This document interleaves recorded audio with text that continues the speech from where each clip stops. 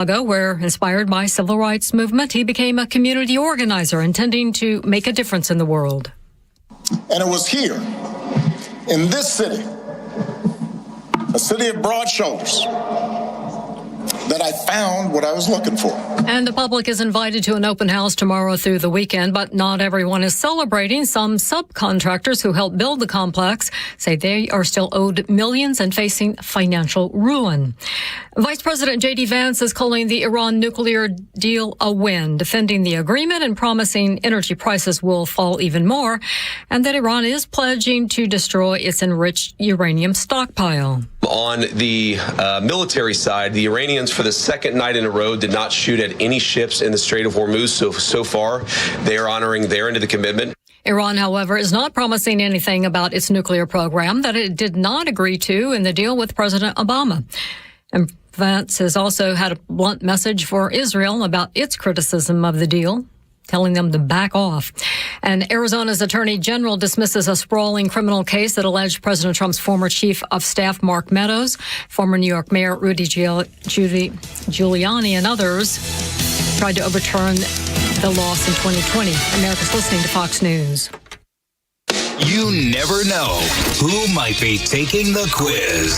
Hi, I'm Neil deGrasse Tyson, your personal astrophysicist. Hey everyone, it's Phil Simms. Hey everyone, it's Danica McKellar. It's Candace Bushnell. I'm Jeremiah Brown. Hey everyone, I'm Kix Brooks. I'm John Taffer. I'm Jennifer Eden. Hey everybody's Kevin Nealon. It's Mr. Wonderful here, and it's time to take the quiz. 5 questions in less than 5 minutes every day.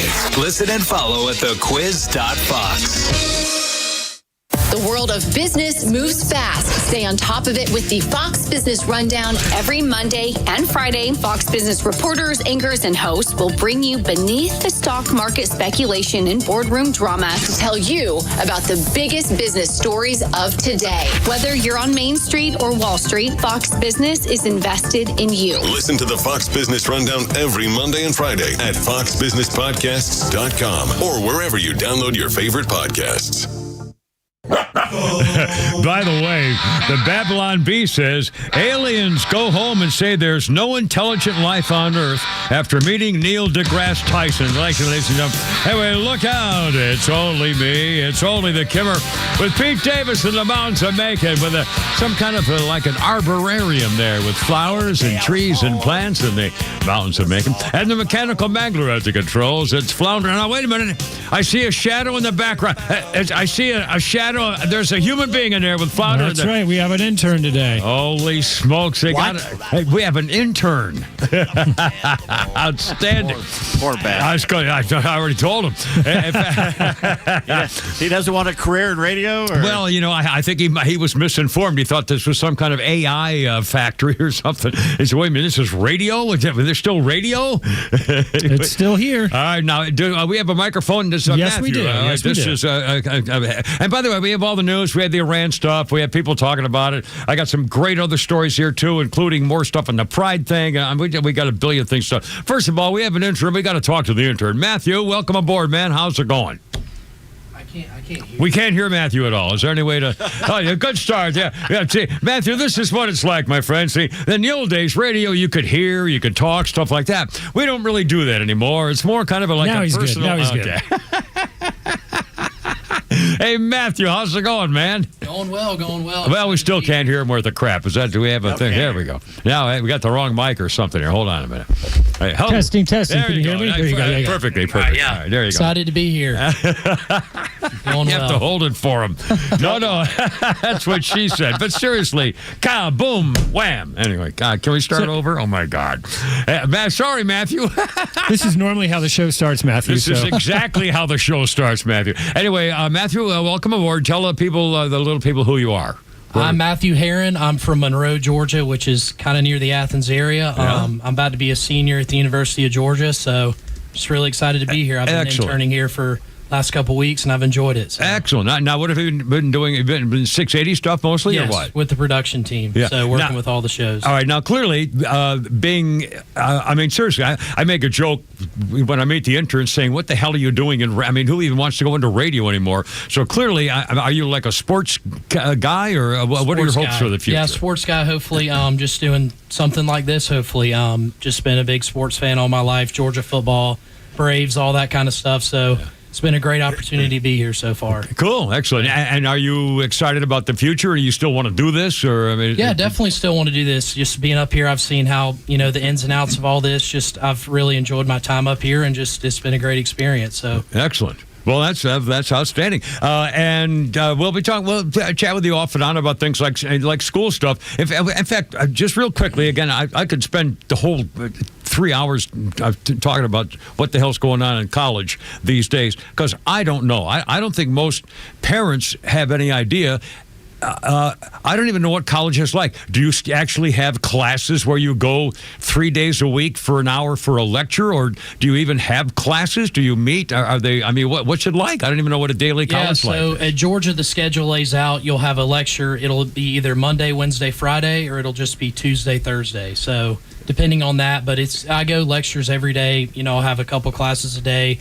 I've set it up now as I've gotten older where I'll have some days off during the week, but it's lectures every day, and homework, still stuff like that. Assignments? Do you reading? Do you turn in papers, or what do you do for? With what I do, it's a lot of papers and reports with journalism stuff at Grady. So it's a lot of work, but I've enjoyed getting to go through that. So are you in the Grady School of Journalism? Yeah. Yep. Well, that was my.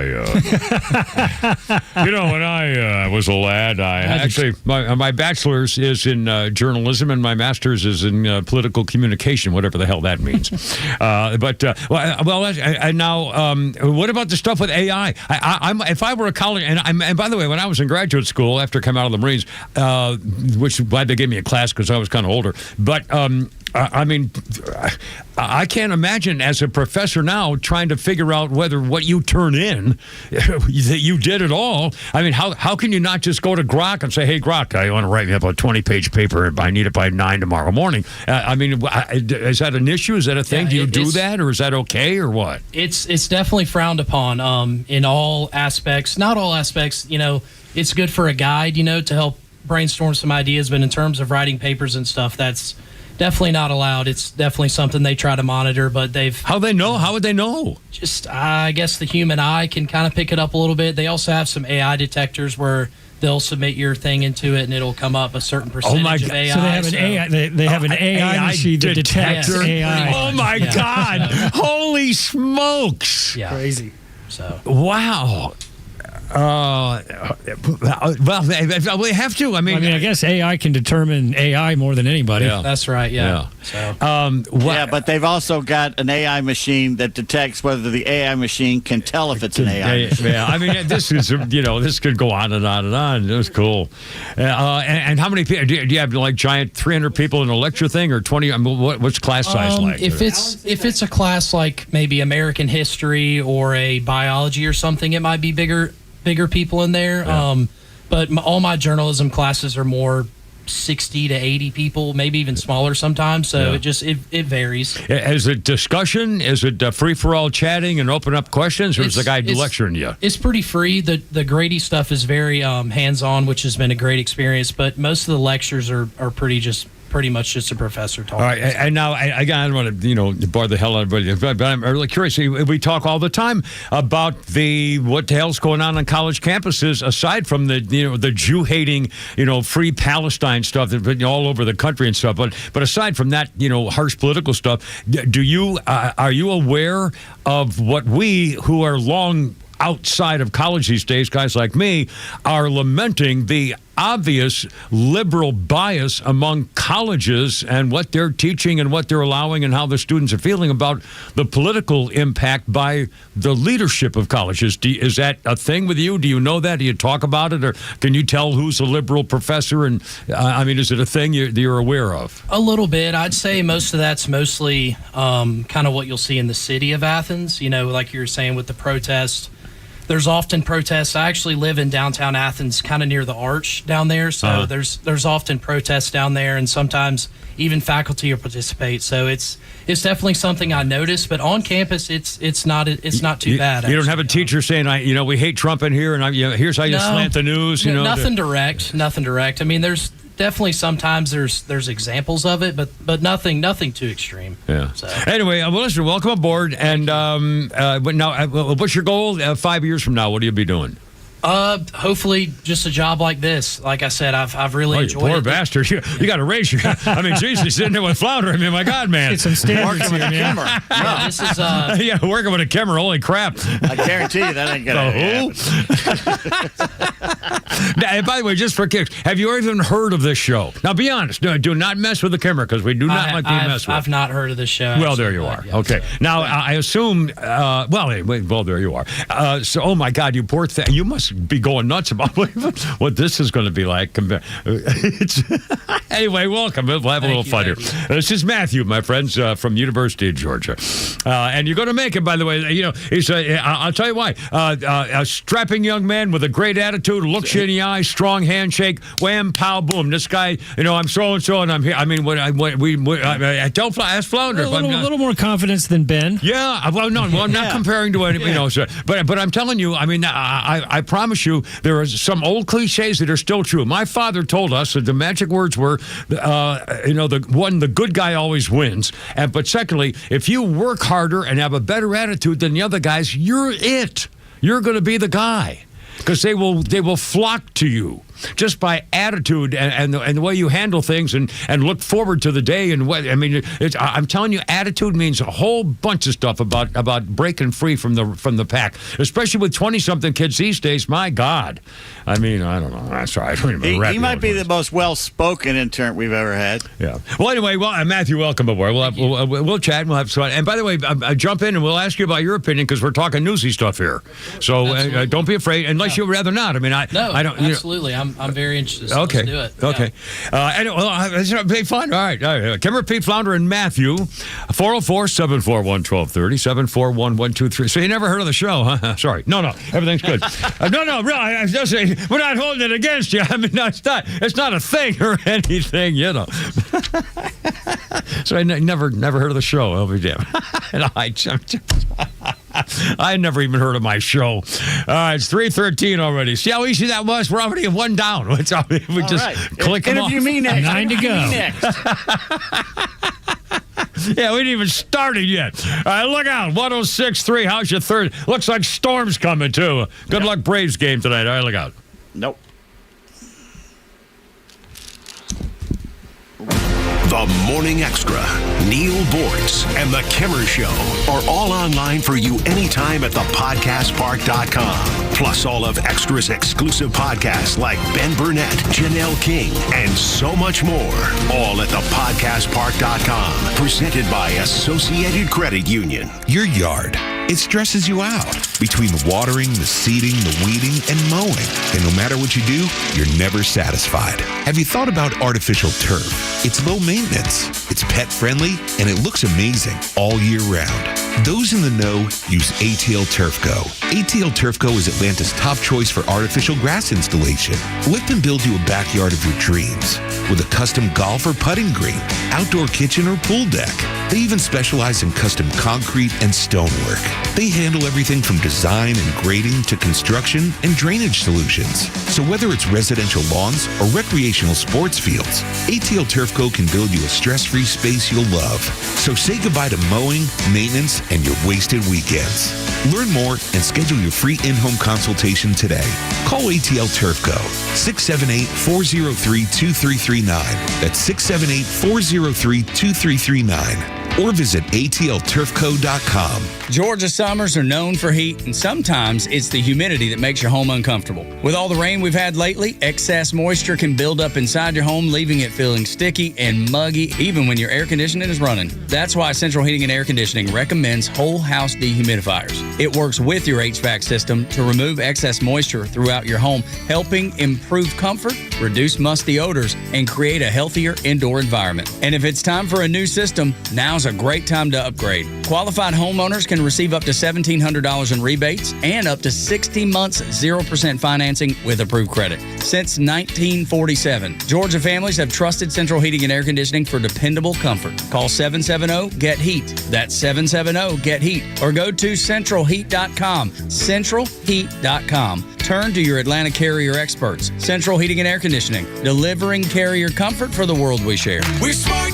we care. We're Central Heating and Air. Here today with Evan Ward of Atlas Retirement. And Evan, I know a lot of our listeners, they've heard about the big, beautiful bill, but they might not fully understand all 900 pages of it. So what are some of the most important things folks need to know when it comes to taxes as they approach their retirement? Oh, Kevin, I imagine the politicians don't know what half of that 900-page document was about. But as it pertains to financial planning, there's some major tax changes. Things like no tax on tips, some big deductions and changes to the way we pay taxes on Social Security. There's also some big changes to the way we're actually allowed to do SALT and other deductions to minimize what we pay from a tax perspective.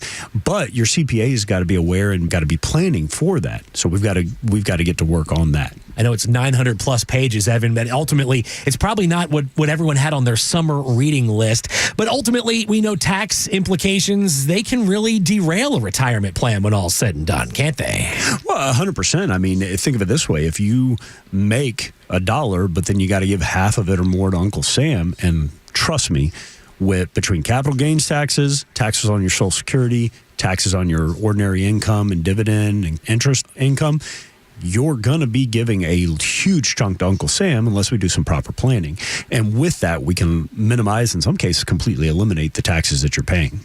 A new tax plan can mean new tax strategies. And if you'd like to learn more, give Atlas Retirement a call today and let them put together a complimentary tax map just for you with absolutely no obligation. Give them a call today, 678-736-7799. Again, that's 678-736-7799 or online at atlasretirement.net. Investment advisory products and services made available through Impact Partnership Wealth, LLC, IPW, a registered investment advisor. This is Tom, the Honest Car Guy, and I'm here with Ron. And I'll let Ron tell you a little bit about his experience with us, and not only that, but the differences between a new car dealership and the Honest Car Guy, because there is a difference, with no doc fees and no addendums. It's kind of straightforward. They get to see what we pay for the car, and that's not something you get at a dealership. Usually we're back and forth, and then you get like 1,400 pages of paper. And in this case, we did it all online. I mean, it was like, okay, I don't mind doing paperwork once I know that this is the deal. And you got to see the financing, the numbers up front before you even bought it. You can make that call, and within hours, we can find you the car you want from your home. I mean, I had a customer call me up and say, hey, I bought a car in my pajamas. If I'd have had some, I'd have been wearing them. Friends, if you're in the market for a pre-owned car, truck, or SUV, get an honest car buy from the Honest Car Guy. You pay what we pay, plus an honest fee, and we back that up by giving you the bill of sale. That's our transparency guarantee. Call 844-SHOW-ME-1. That's 844-SHOW-ME, the number 1, or visit honestcarguy.com.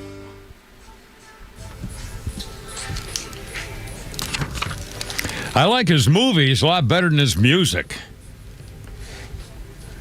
Kimmer Pete Flounder and our buddy Matthew, the intern, with Justin Timberlake. It was 2 years ago today, but it's been that long. 2 years ago, Justin Timberlake was busted and charged in New York for being drunk driving. Police pulled him over in his gray Beamer for driving through a stop sign and then swerving all over the freaking road. 2 years ago today, Justin Timberlake, he was in Sag Harbor, that ritzy affluent village in the Hamptons where all the special people go. And, of course, because he's special, he could drive any way he wanted to, including drunk. I think he gave him a lot of crap. Did he say, don't you know who I am or something? I forgot the whole thing. Anyway, it doesn't matter. This man's still alive.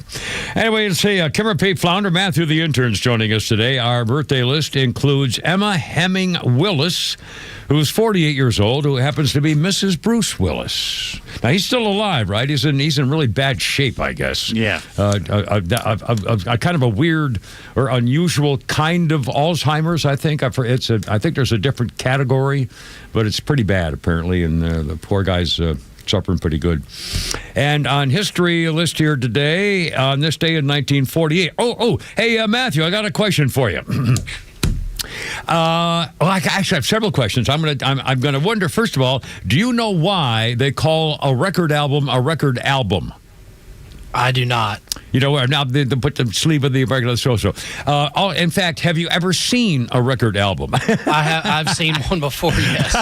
Not too often, but I was going to say, I'm being serious. Yeah. Actually, being serious. Have you ever played a record album? Ever seen a turntable? I've seen a turntable, yeah. My grandparents used to have one. There you go. But anyway, because you're our new young victim, I'll be asking you a lot of generational stuff here as we go off and on. In fact, have you ever heard a radio show where the broadcaster talks about birthdays and history before he gets into the show? A little bit, yeah. Actually, the local channel where I'm from, they always do a birthday segment when they first start. So. In a small town, right? Yeah, well, there right. You see, there you are. Yeah, that's what we need to do. More small town radio. More small town radio.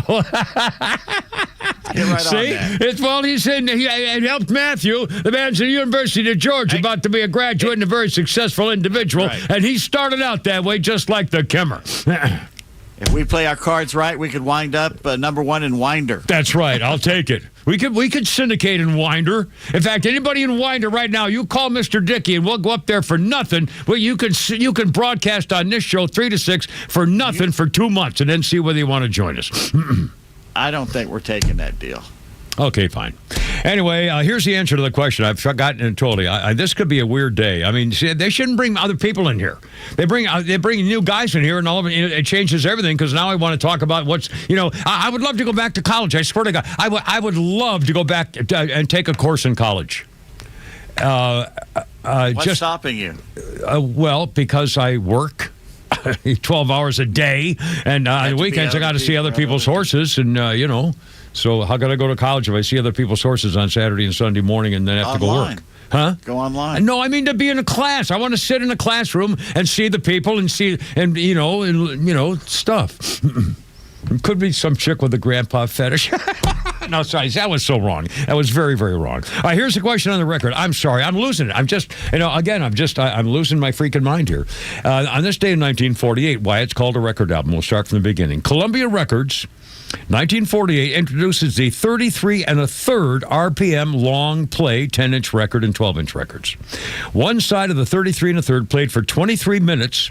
The old 78 RPM records only played, they spun like crazy. In fact, Matthew, have you ever seen an old 78 turntable thing? They really fly like you can't believe they're still staying on the turntable.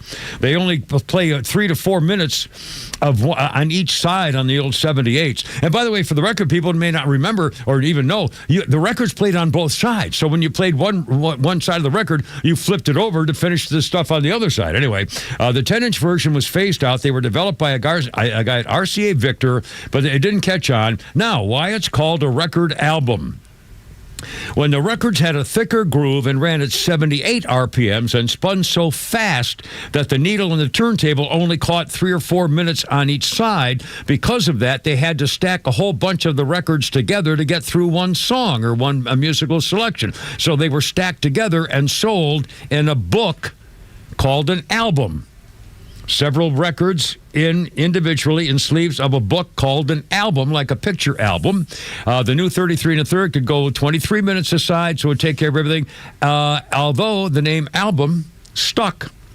And that's why one vinyl record, or whatever it is now, in a sleeve is called an album, even though it's only one. You know how many minutes I have longed for. Well, now we are keeping track of the times when I am criticized by my own staff people here of the own show of the Kimmer. They keep track of me when I talk about my stories. I got great stories, Matthew, by the way, with celebrities and everything.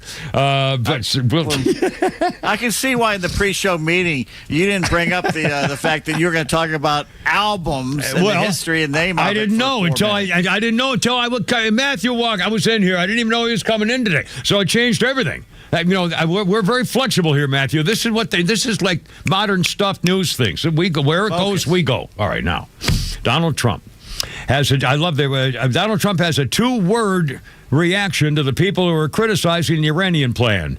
Eat me. No, that's not correct. Donald Trump has a different 2-word answer to this. He's slamming the critics as jealous, bad people, or stupid.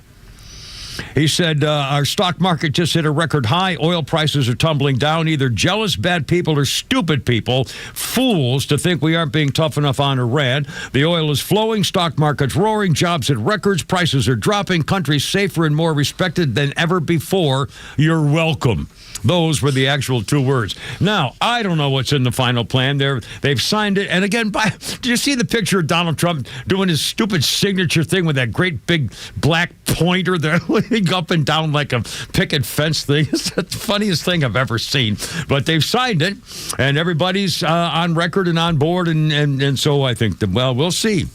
They're not going to be able to get the nuclear weapons back, but apparently they're going to be able to keep some ballistic missiles, not the kind that reach America, apparently. And their ballistic missile building things have been destroyed, so they can't even make more than if they still have some. Anyway, I don't know. Everybody's upset about it for some reason, but they'd be upset about it no matter what because the word is Trump. It's pretty much as simple as that. By the way, in a minute, you're going to hear about, with July 4th coming up here shortly, we'll be talking about patriotism and what's going on in America these days and how everything's changed ever since Donald Trump came down that stinking escalator. And by the way, speaking of that, this is in fact, speaking of 4th of July, let me do a first promo here, Flounder. We got a new Flounder promo here. Yes. Well, we are offering you the opportunity to win, just for the fun of it, because we appreciate our country's birthday. You're going to be able to win $250. From Extra 106.3, just so you know, we love you, so somebody's going to win $250. I guess this is every day for, I don't know, it starts on June 29th.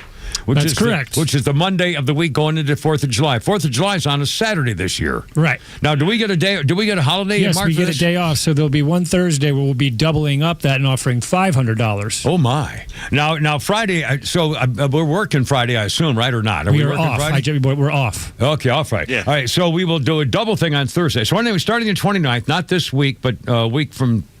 What the hell? Not next week, but the week after.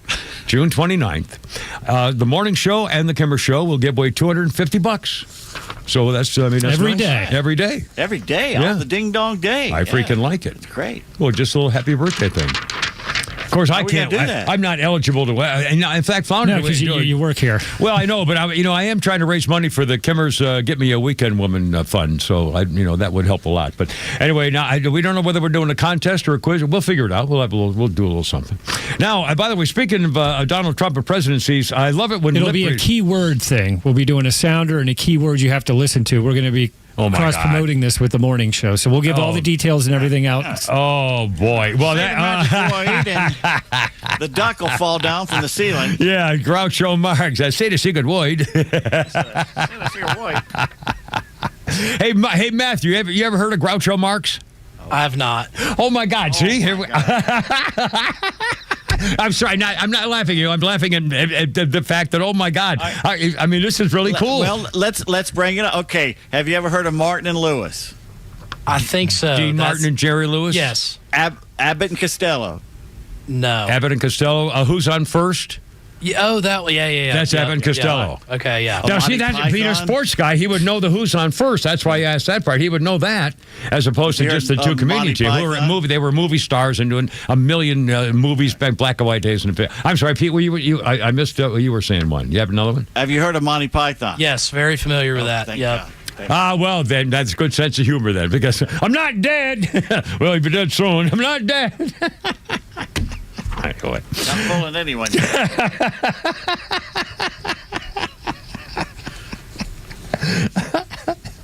And I love when lip readers get involved with stuff that happened with Gavin Newsom, Governor Haircut from California. And he was talking with Justin Trudeau at the World Cup game. And the Canadian Prime Minister, it was a game against Paraguay, and he was talking about Donald Trump. And Gavin Newsom was caught on camera in a conversation with the former Canadian Prime Minister, who's now going out with Katy Perry, Trudeau. And a lip reader said that they were talking about Donald Trump. And Gavin Newsom, Governor Haircut, apparently made a rather bizarre admission, according to a lip reader. He said Donald Trump would be a far better president than the others. Trudeau said, listen, I can tell you one thing I've learned from it. Talk about the game and so forth. He said, I've never really been in the primary. You can't see because there are rivalries. You can't. It's been 4 months. He continued talking about the Donald Trump and the war 4 months ago in Iran, apparently. But then Trudeau said Trump can beat them, but there's no way out of it, according to the lip reading. Newsom said, the governor of California said, oh, Trump he will always survive. He's a far better president than any of them. And so just, which is true. Anyway, what a freaking phony. And walking around like he owns the joint. And they're going to, either him or Carmela Sidepiece are going to be the nominees. And I can't imagine they're going to go AOC. Although, have you seen the latest candidates who won elections recently this week are socialists, out and out socialists. I mean, the far left has got more socialists in public office. This country is splitting apart. It's going to be left and right. There's not going to be a lot of middle left. You're going to have to pick a side. I mean, seriously, this is what, Pennsylvania? I mean, a couple of places where they're actually socialists. I mean, the Socialist Party ticket, Democratic Socialist, like Mondami in New York. I mean, communist socialists. It shows you how corrupt and bad the Democrat and Republican Party are these days. I mean, no one trusts either one of them. Well, coming up, and we got a break here coming up in a second, we're going to hear from, I love that pollster at CNN who does all the stuff saying how bad the Democrats are doing. Well, we got a new one, and it's about patriotism in America these days. And it's all coming up. Kevin Pate Flounder and Matthew, the intern, here on 106.3 Thursday. Hopefully get the Braves game in. Right now it's sunny and nice, but... it's already been postponed. Oh, well, see, it's coming. Yeah, storm's coming. All right, well, that's good. All right, Pete Davis, hold on. Here we go. Holy crap, sports leader. Look out.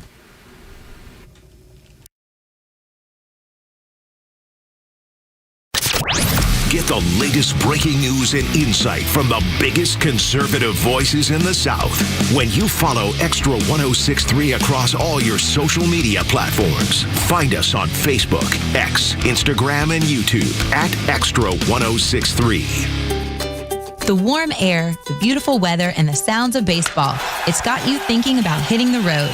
And no matter where your adventures take you, Subaru of Gwinnett has a vehicle to get you there safely and in style. Like the 2026 Subaru Outback, which will take you as far as you want to explore with standard symmetrical all-wheel drive plus up to 32 miles per gallon. And if you're up for adventure, it'll get you off the beaten path with up to 9.5 inches of ground clearance. More than the Honda CR-V or Toyota RAV4 or the 2026 Subaru Forester, the SUV for all you love. It's the right-sized SUV for all the adventures ahead with a spacious and comfortable interior for everyone you want to bring along. And no matter where adventure takes you, it starts on Satellite Boulevard in Duluth with the amazing staff at Subaru of Gwinnett. They'll help you find the Subaru that you'll love and be there every step of the way for everything you need. Start your shopping online at SubaruofGwinnett.com. Atlanta, it's Mark from the Safe House. The legacy of Joe Biden lives. His open border policy let millions of illegal criminals stream into our country. We continue to have customers visit the showroom and report that they have been victims of break-ins and lost their hard-earned and irreplaceable items. So don't be a victim. Drive by the Safe House showroom and see what real security looks like. Picture yourself placing your valuables in a Fort Knox safe. Now that's real protection for your priceless valuables. Drop by the showroom or go to AtlantaSafehouse.com. America, Chuck, yeah. Chuck and Shack Oyster Bar is celebrating the red, white, and blues all summer long with our America 250 summer menu. We're talking Cyclone char-grilled oysters, Route 66 smash burgers, crab meat boardwalk fries, and USA-inspired cocktails. Raise a glass and cheers to 250 years of the US of A at Chuck and Shack Oyster Bar. Locally owned in downtown Alpharetta and Cumming, across from the collection. Find your location and details at theshuckandshack.com. Have you downloaded your mobile driver's license yet? If no, why not? The Georgia Digital Driver's License and ID is available in your Apple, Google, and Samsung wallet. It's free, secure, and easy to use. Download it today to skip the line when you visit a DDS center. To learn more about Georgia's digital license and ID, visit dds.georgia.gov. That's dds.georgia.gov. Sponsored by the Georgia Department of Driver Services. We all hear the radio ads about the IRS. They tell you to be afraid, to be scared, and they try to frighten you into calling. I'm not here to do that. Tax Relief Advocates is different. TRA is here to tell you that if you owe money to the IRS, whether it's $5,000, $50,000, or $500,000, we have a solution. It doesn't matter if you're sitting in your car, at work, or with your kids. No matter where you are, call now. 800-583-5795. Don't lose hope. TRA can eliminate or reduce what you owe to the IRS. Generous programs are now available that can give you a fresh start. Our passion is taxes and helping individuals fix their IRS problems. We have over 1,000 5-star reviews on Google and an A+ with the Better Business Bureau. You don't need to be afraid of the IRS any longer. End your tax nightmare today by visiting us online at TRA.com or call 800-583-5795. That's 800-583-5795. Tax Relief Advocates. Real solutions for real people.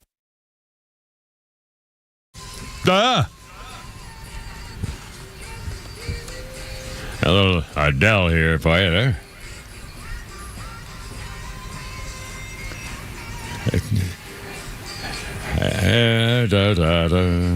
2016, Adele, Songwriter of the Year at the prestigious Igor, that's Igor. Walk this way. The Igor Novella Awards, which recognized achievement in songwriting. Adele, 2016, honored for her multi-million selling album 25, which emerged the previous year, 2015, after a long struggle with writer's block. Adele, a big thing. There you go. Let's see. Birthday list includes, how about, we'll do another singer here. How about, you ever heard of Ray Montaigne or Montaigne? Ray Montaigne is 53. Beg, steal, or borrow? He used to work at a shoe factory in New Hampshire, and he was something of a singer. Ray Montaigne, 53. Let's see. How about a little... Oh, here's a little warning to you there, Matthew. Matthew, our intern, going to be a senior at University of Georgia. On this day in 1984, talk radio host Alan Berg is gunned down and killed in the driveway of his home in Denver, Colorado, after being on the radio. Yes, he was a longtime host on KOA in Denver. Big following in the early 80s. Stirred up controversy about talking about liberal views. He had been the target of death threats. One of the suspects who killed him was a neo-Nazi white supremacist leader who got arrested a year later in Georgia. They caught him in Georgia driving a van containing machine guns, grenades, dynamite, and a crossbow. Well, I mean, let's not, jump to conclude. Oh, sorry. His right-wing extremist group linked to many armored car robberies. A couple other guys were involved. One guy died in a fire caused by a shootout with the FBI a few months later in Seattle. They were charged with violating his civil rights. They found responsible for the murders. After the story broke, Oliver Stone and Eric Bogosian got together for the 1988 film Talk Radio. And ever since then, actually, radio hosts have been a lot more abrasive than he was at that time in the early 80s, including, I guess yours truly. I guess you'd call me an abrasive. I guess I have to be. I'd be an abrasive radio host, would I or not? Am I just a cuddly old guy there? Now, Flounder's not even listening, so he can't even possibly answer the question. I'm listening. Ask the question. I've been waiting on you to ask the question. Let me ask it again. I see what I mean. And would you consider me what was the phrase I just used? Abrasive. Abrasive, yeah. Would you consider me an abrasive talk show host, much like Eric Bogosian? On air a little bit, but not off air. Yeah. Well, on the air, it'd have to be an abrasive talk show. Always have to be. Okay, anyway, well, that's just for the record. Anyway, that happened to this day. Now, let's do this, Founder. We're going to play we have a little soundbite here, which I think is interesting. And again, I love when they do this on CNN. There's a poll that came out. 4th of July is soon. It's on a Saturday this year, a couple of weeks. Fewer Americans are proud of our country. Simple as that. 250-year birthday anniversary coming up. A new poll, nonpartisan, PRRI, that's called. 51% of the Americans surveyed, 51% said they are extremely proud or very proud. 23% moderately, 14% nah, and 11% said no, we don't even like the place. Now, 51% extremely proud or close to it. About 10 or 12 years ago, it was 81%. From 81 to 50, 80 to 50. has changed. In fact, here's the guy at CNN talking about some of the breakdowns of who feels what about our country. Flounder, if you will, sir. What does July 4th mean to you? Celebrate America, friends and family time. Among Republicans, what do you see? You see the clear majority say it's a time to celebrate America, 65%. Among Democrats, however, the plurality disagree. Look at that. What do you see? Friends and family time at 42% versus just 24% who say that what it means most for them is to celebrate America. What do they say about the flag? Even on the basic level of flag, look at this. Look at how we have an increasing polarization on this issue. We'll display the flag on July 4th, the American flag. Back in July of 2001, look at this. You had 68% of Republicans, 65% of Democrats saying that they would, in fact, display the flag on July 4th. You come over to this side of the screen, Republicans basically are where they were 25 years ago, right? 64%. But look at that Democratic percentage, absolutely plummeting. Just 27% of Democrats say they will, in fact, display the flag on July 4th. What about this idea? Are you proud to be an American? Extremely or very proud to be an American?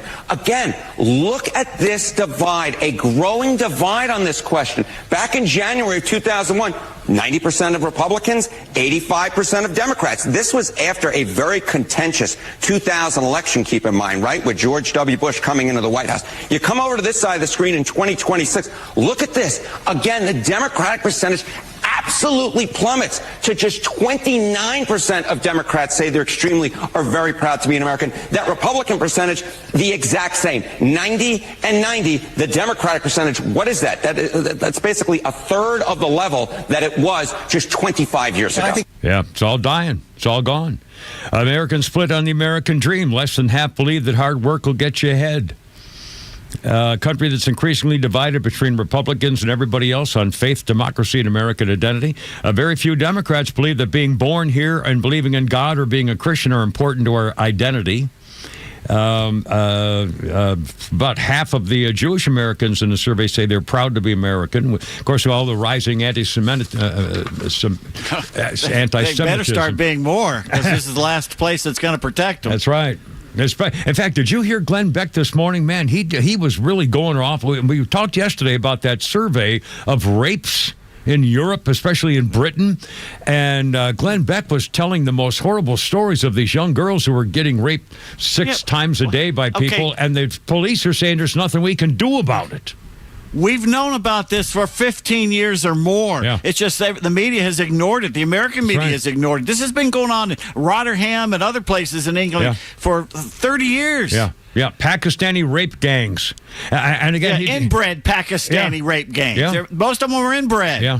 I mean, it's just really they marry their first cousins. Yeah, that was Glenn Beck's complaint, was that nobody's talking about it. Hey, we did the study just came out yesterday, and we talked about it yesterday. But again, no one, it's no big deal. And they're saying, he has example after example of the police and the justice is saying, well, we can't change the culture. I mean, this is the new culture. This is what they do. They arrest the girls. Yeah, when they show up and they catch them doing it, they arrest the girls, not the guys. Yeah, right. It really is astounding. And they're underage. Yeah, it was very sad. They're underage. Yeah, they're arresting them. Yeah, young girls. Yeah. Sending them home. One girl came in with shattered glass inside her from a brutal attack by a guy, and when they took the glass out of her insides, they just told her to go home, and nobody even asked her how did this happen and who did it. They just said you're free to go because they're afraid of them. They just said you can go home now. Because they've lost their country. God, I mean, it's okay. Now, by the way, another thing. Again, I don't mean to make a big deal about this because but I think it's worth discussing. We talked about the San Francisco Giants where they had to go trouble because a few of the players had Bible verses on their pride hats for the game, and everybody got up. Major League Baseball said that they aren't supposed to do that. It violated the team directions and the Major League Baseball MLB standards of uniforms and so forth. Well, here we go again. A pro baseball team in the Atlantic League in Pennsylvania is forfeiting its game tonight because it was their team pride night. The group is called the York Revolution. the Atlantic League, the York Revolution. They've won the national title of that league 2 years in a row. It's where Trevor Bauer's playing right now. The guy was in such a publicity thing with the chicks. Anyway, so the team is saying several players said we're not wearing the Pride uniform, which included rainbow sleeves, apparently. And so some players said we're not going to do it, so the team had to cancel the game. And now says, we're deeply troubled and disappointed by a few of these players and completely inconsistent with our view of the most welcoming place in New York. The jerseys had rainbow sleeves, and now they're going to have a free, fun celebration tonight instead. And so they're going to try to make everybody happy. Okay, first of all, I don't know why. I don't know why this is still a thing for an organization. These days, nobody gives a damn about gay or lesbian stuff. I mean, it's not a thing. I mean, seriously, we all have. I mean, especially in this business. My God, 50% of the people who work with her. It's not a thing. No.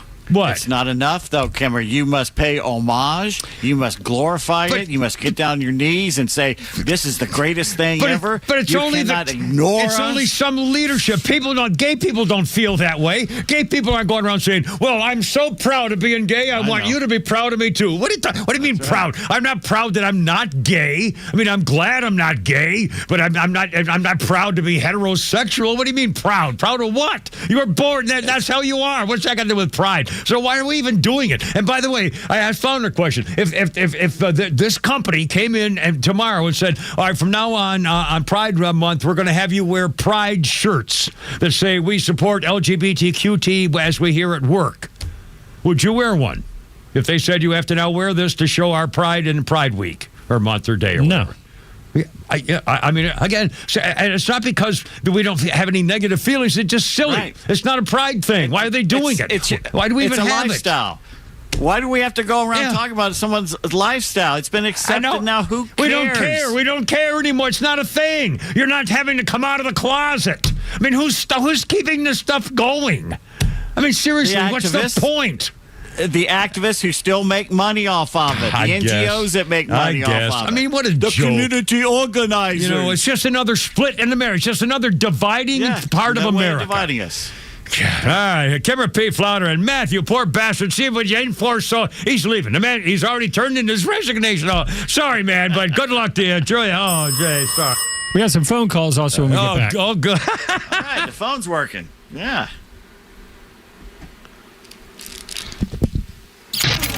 Your favorite Extra shows are streaming live video from the studio on Extra 106.3's YouTube channel. Subscribe to the Extra YouTube channel and get the Morning Extra and the Kimmer Show in live digital video.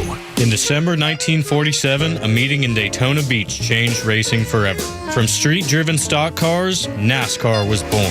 An exciting exhibit from stock cars to race cars showcases 7 generations of NASCAR. Cars raced by Richard Petty, Junior Johnson, Bill Elliott, Jeff Gordon, Dale Earnhardt Jr., and more. On display June 2nd through September 27th only at Savoy Automobile Museum in Cartersville. Get tickets online at savoymuseum.org. Babe, can you knock out my honey-do list today? Oh, I know. I told you I'd get to it this weekend. Hi, I'm Chris Lalamia, owner of the Trusted Toolbox. I can't fix your marriage, but I can fix your house. With our handyman for a day service, we'll handle those drywall patches, that door that won't latch, the leaky faucet, and the wood rot all around your house. The whole punch list, done fast, done right. You keep your weekend, she gets the house done. Everybody wins. Book your handyman for a day at thetrustedtoolbox.com. One call, one handyman, one day, The Trusted Toolbox. Calling all contractors. Stovall & Company Wholesale Landscape Supply is here for you. We've been family owned and operated for more than 75 years, and we just opened our 11th location in Canton, Georgia. We are proud to provide all your wholesale irrigation, nursery, and landscape supply needs. We are partnered with Keystone Hardscape to offer a wide variety of products to enhance any outdoor living space. Here at Stovall, we have it all. Check us out at StovallInc.com or visit any of our convenient locations throughout North Georgia. When it comes to luxury, performance, and cutting-edge technology, few brands do it better than Cadillac. And there's no better place to experience Cadillac than Jim Ellis Cadillac, where buying a luxury vehicle is just as refined as the vehicle itself. From the bold Escalade to the sleek XT5, the powerful CT5, and the electrifying new Lyriq, you'll find an impressive selection ready to go. That means more choices, more availability, and competitive pricing, all with the transparent, no-pressure approach Jim Ellis is known for. And with the Jim Ellis Expressway, you can start your purchase online.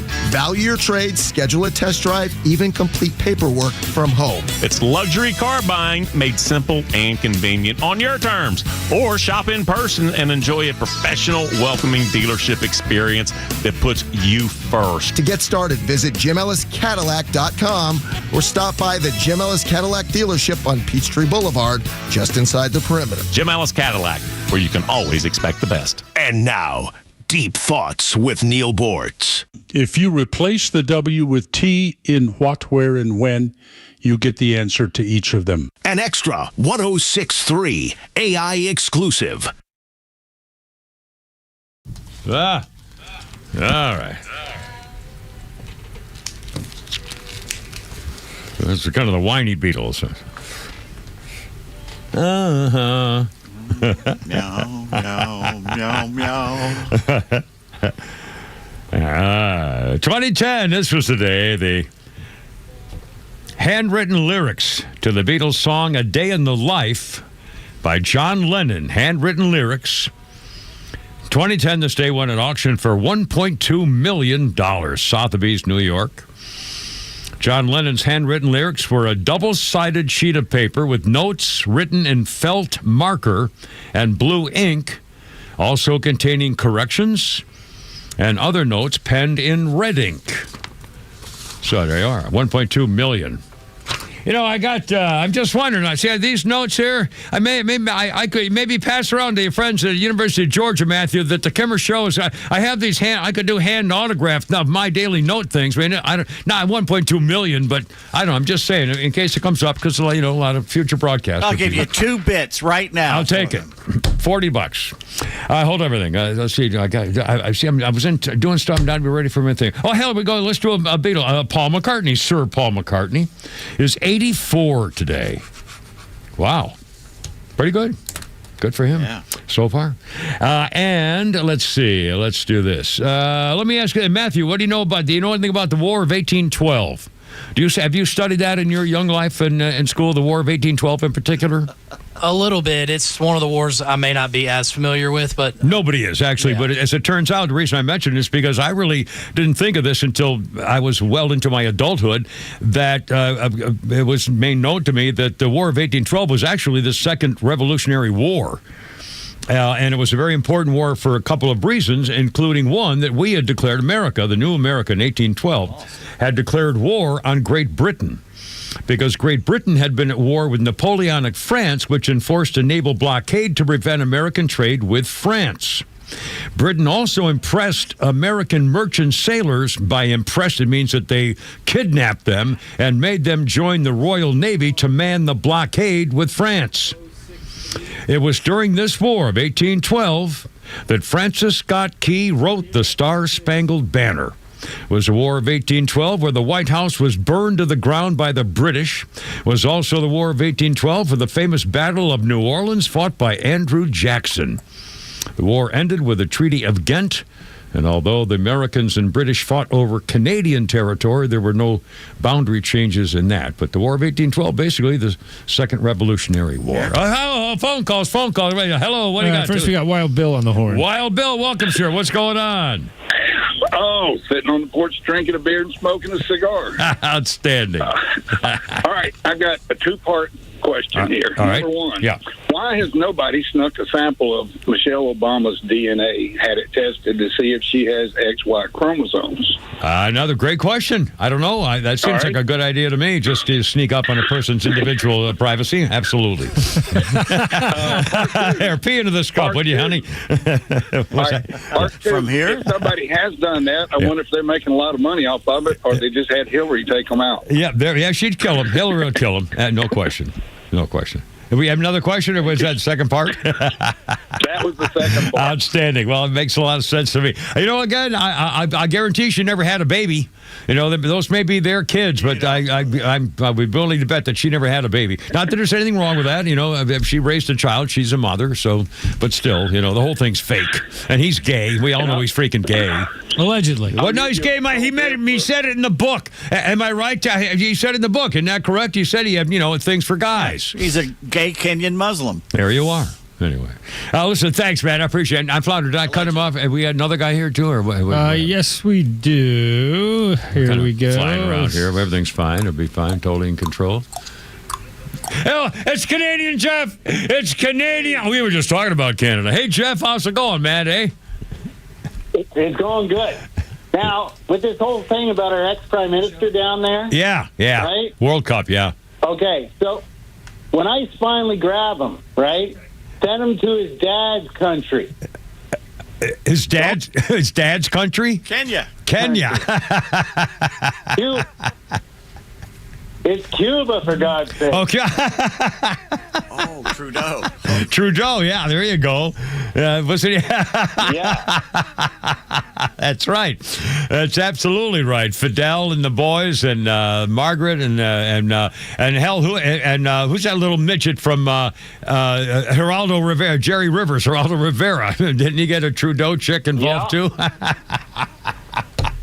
I love it. Yeah. The mother's a wacko.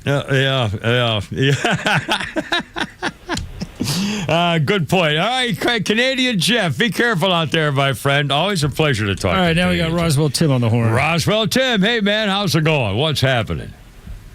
Hey, Kimmer. Hey, I just wanted to talk to all the Democrats. Yeah.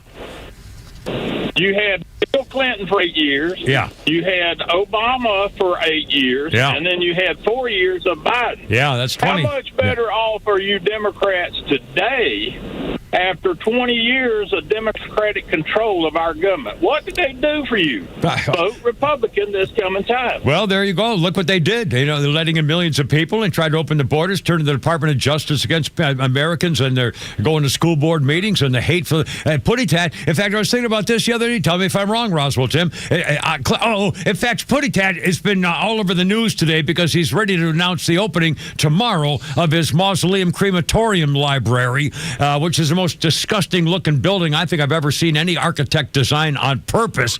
Cost almost $1 billion. They have $1 million endowment to build it. It costs almost $1 billion. And he's walking around, and he was complaining last night on the news. I couldn't freaking believe it. Complaining last night on the news. Putty Tat, Barack Hussein Putty Tat, the divider-in-chief, was complaining about all the money spent by all these millionaires and how they're wasting the economy and just killing people's prices and stuff. This guy's got 4 houses. He made hundreds of millions of dollars, you know, on the take from his so-called books and TV deals, and 4 homes, and he's complaining about how people are treating the poor and downtrodden. And then he does this ridiculous mausoleum opening here too.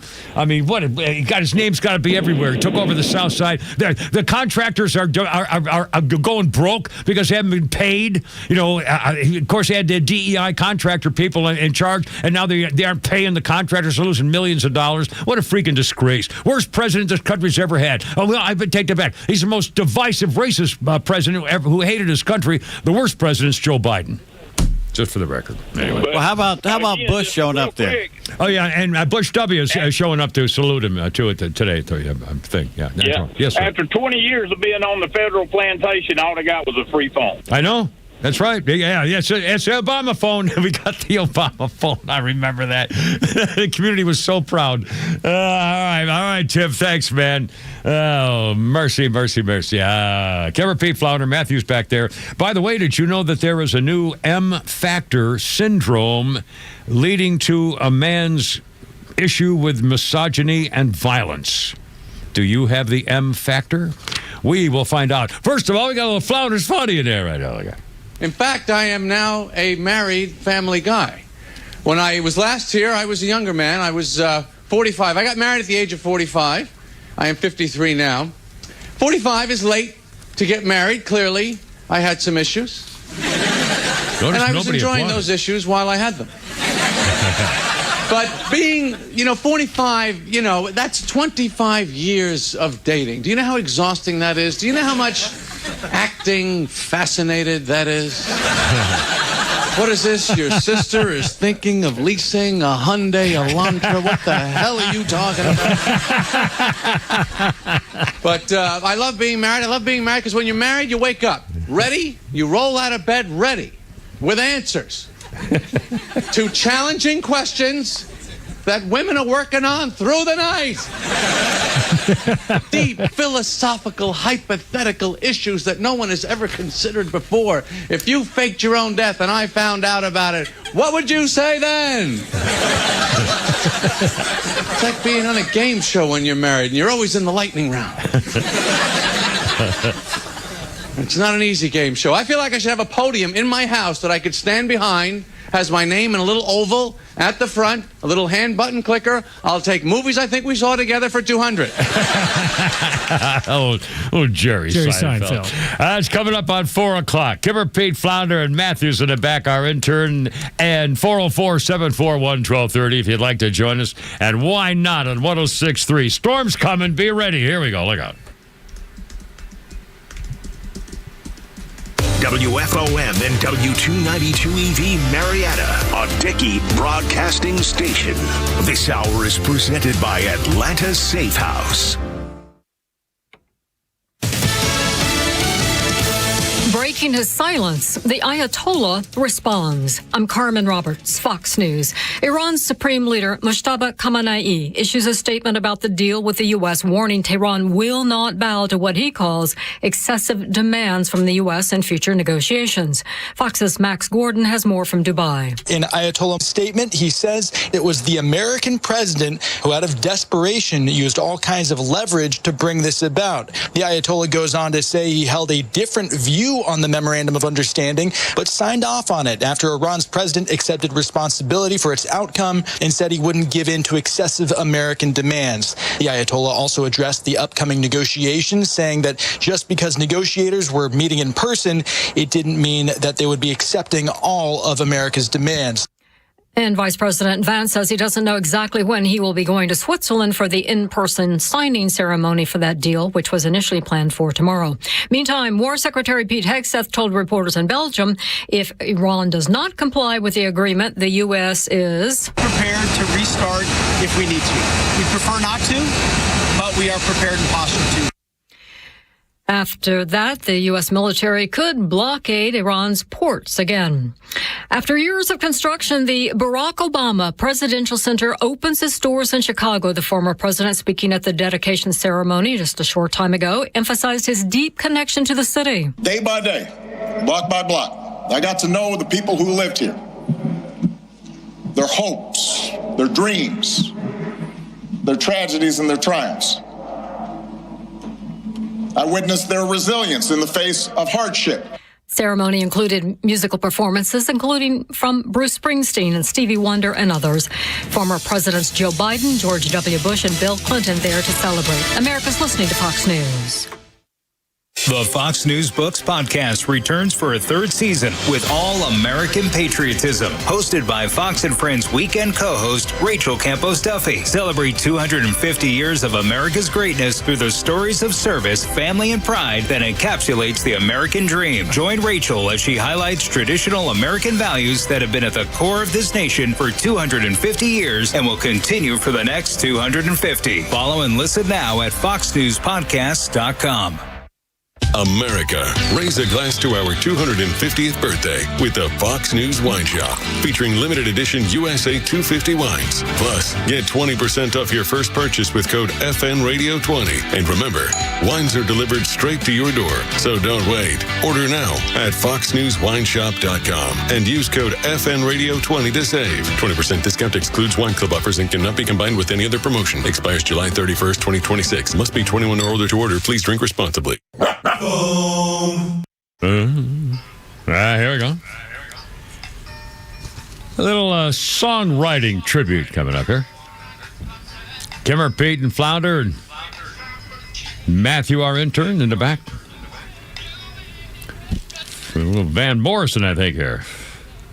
Who's your daddy? 2015, Van Morrison, Cyndi Lauper, and Toby Keith were among the inductees into the Songwriters Hall of Fame, star-studded gala in New York.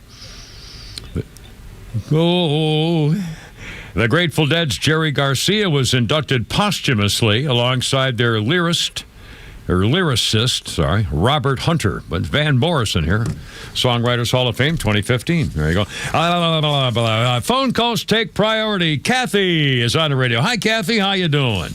Hey, Kimmer. What's up, I'm sweetie? good. Yeah, good. You were talking about Obama's library. Yeah. I didn't hear you mention that it's tomorrow's June 10th. I'm sorry, I misheard you for a second. Tomorrow is what? Now it's tomorrow. He's opening it officially. He spoke at it today. Right. Yeah. And it's Juneteenth tomorrow. Oh, Juneteenth. Yeah, well, exactly. I didn't think I heard you say that. You know, I forgot. To remind you. Yeah, no, you're absolutely correct. And again, fine, he's got a library, but the whole thing is a freaking fraud. The people didn't want it there for one thing. He took up 20 acres of prime real estate in South Side of Chicago, and the thing looks like a freaking crematorium or a mausoleum, and it's just the whole point of it's ridiculous. And a tribute to the guy who is the most divisive, hate-filled president this country has ever had. And now he's claiming that Donald Trump's role in what he's done in Iran is worse than what Obama did during his term when he gave him billions of dollars to go make weapons again. I mean, what a disgusting, freaking, dirty, rotten liar. He's a traitor to his country. He did more for racial relation destruction in this country than any president or any group, including the Ku Klux Klan, ever did. Putty-tat did more and worse, in my opinion. And I agree with everything you just said. Well, you're my girl, baby. You have a sweet day there, Kathy, and be careful out there, all right, sweetie? And she's off. Have a good one, Kimmer. Sweet Kathy. Sorry, Kathy, I cut you off a little short. No, it's all right. I'm sure she was saying, have a blessed day, and as we say back to you, because we love our Kimmer listener callers and so forth like that, too. Now, I will do a little birthday here. Blake Shelton's birthday today. Blake Shelton, a famous singer, former voice judge, and the current Mr. Gwen Stefani. And now, was he the one married to the chick who lost all the weight? She was fat, and then the country singer. Back to take my hometown, or when I go back Miranda Lambert. Miranda Lambert. Was he married to her, or was that somebody else? Wasn't he married to her?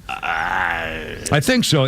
Flounder, do you know or remember? I think it's Miranda Lambert. Yeah, Miranda Lambert. And as I recall, she was very famous. And still, I have one of her songs on my Magic Music Stick, the one where she wants to go home again to her old home and goes down up in the attic where she did all her homework. And it's a beautiful, beautiful song about going home again because she's having a bad time in her life and she wanted to go home and relive her childhood kind of deal.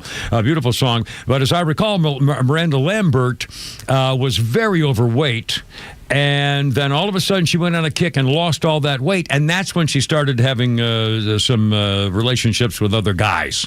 Started showing off her new form, apparently. So they got divorced. And he was working with Gwen Stefani on The Voice. And they fell for each other, which I think is wonderful. Good for them. 407. Let's see. I don't want to do the Indian Act. Well, maybe I'll do that later. Anyway, Kimmer, Pete Flounder, and Matthews in the back. 404-741-1230, 741-1230. Again, I don't know what to tell you about the latest Iran deal. They're still talking about it. I'm not as upset about, apparently the two biggest upset things are that once this goes into effect, Iran will be able to get $300 billion in reconstruction money. And as I understand it, Donald Trump's made it very clear that's not American money. There's going to be a Gulf states fund, and America will be maybe part of it, but it's not like we're giving them money to rebuild them, even though, look what we did after World War II, for God's sakes. We destroyed Europe and then rebuilt it for them. Same thing, anyway. So they're concerned about that. We're not giving money to Iran. We're not buying, them anything. Secondly, remember the business of the nukes, I don't think it's going to be an issue. They're not going to have a nuclear weapon, and they're going to give us their nuclear dust, as I understand it. Those are the two big things. Now, the Strait of Hormuz, again, that's pretty simple. If they're opening up and not charging fares, then what's the problem if there's, if the other countries work out something for them? That's their issue. That's not our business. Yeah. I'm sorry. It's just, everybody's just being negative about any possible thing they could be, and it's not even done yet. There's still, there's going to be another negotiation period to see who's going to go get the nuclear dust and stuff. So I don't know. We need to see the final thing and read it before we that's the thing. Everybody just runs off with the mouth without knowing. Yeah.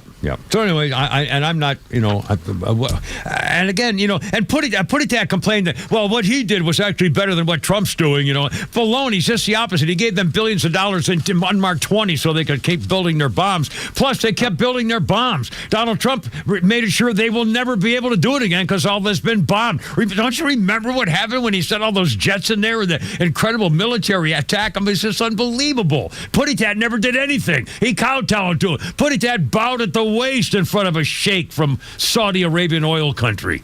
Unbelievable. These freaking people just gaslighting dirtbags. Traitors. They're traitors.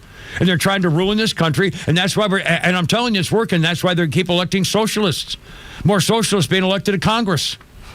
And more running. And they're saying, we need more. We need more. We need more. Well, you're getting them. There's going to be a revolution. In 50 years, I hope I'm long dead. I know I'll be long dead. Probably for this reason, too. There's an M factor. I think I got it.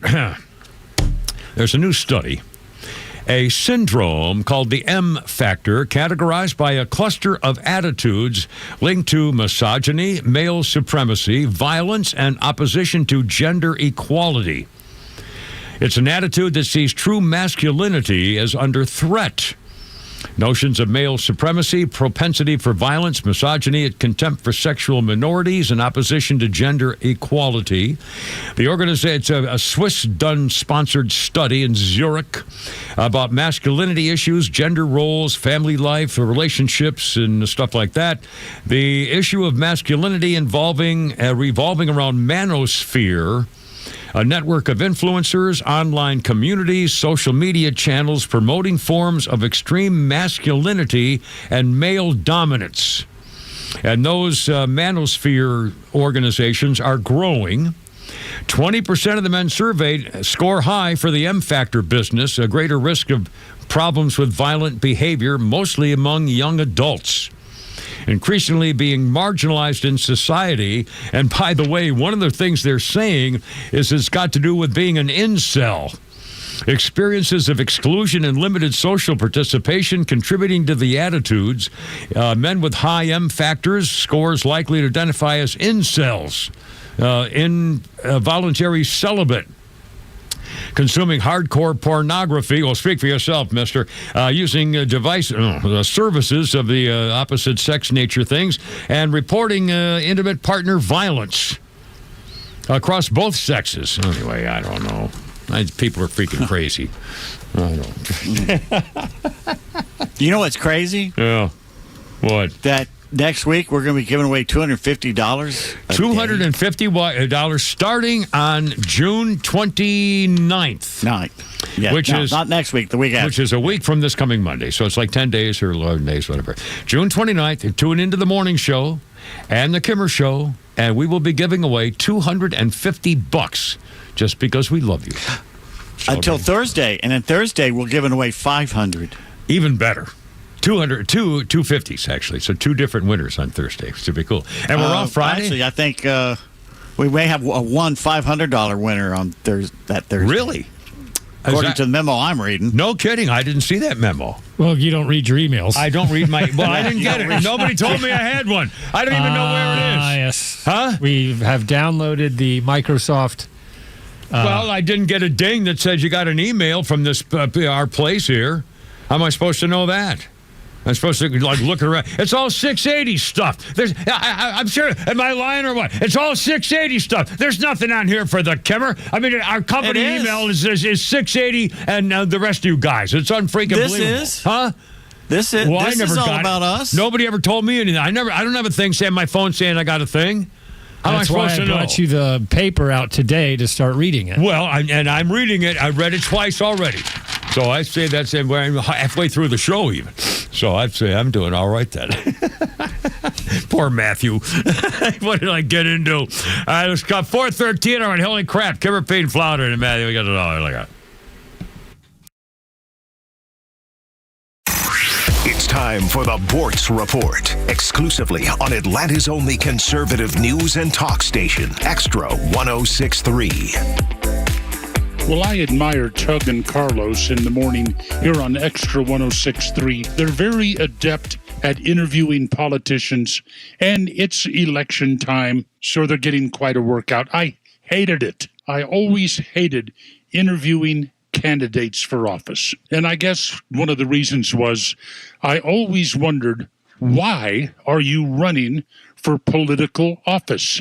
Why do you cast your fortune to the dumb masses out there?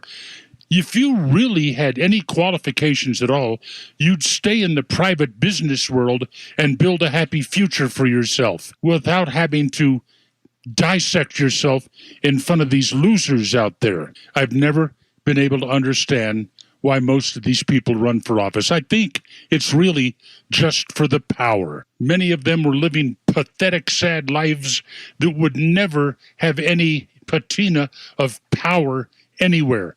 So they'll fix that. They'll run for office. Oh, they may be charming. They can charm enough people to vote for them. Yeah, I toyed with the idea. My wife told me that if I did run and get elected, I would serve as a bachelor.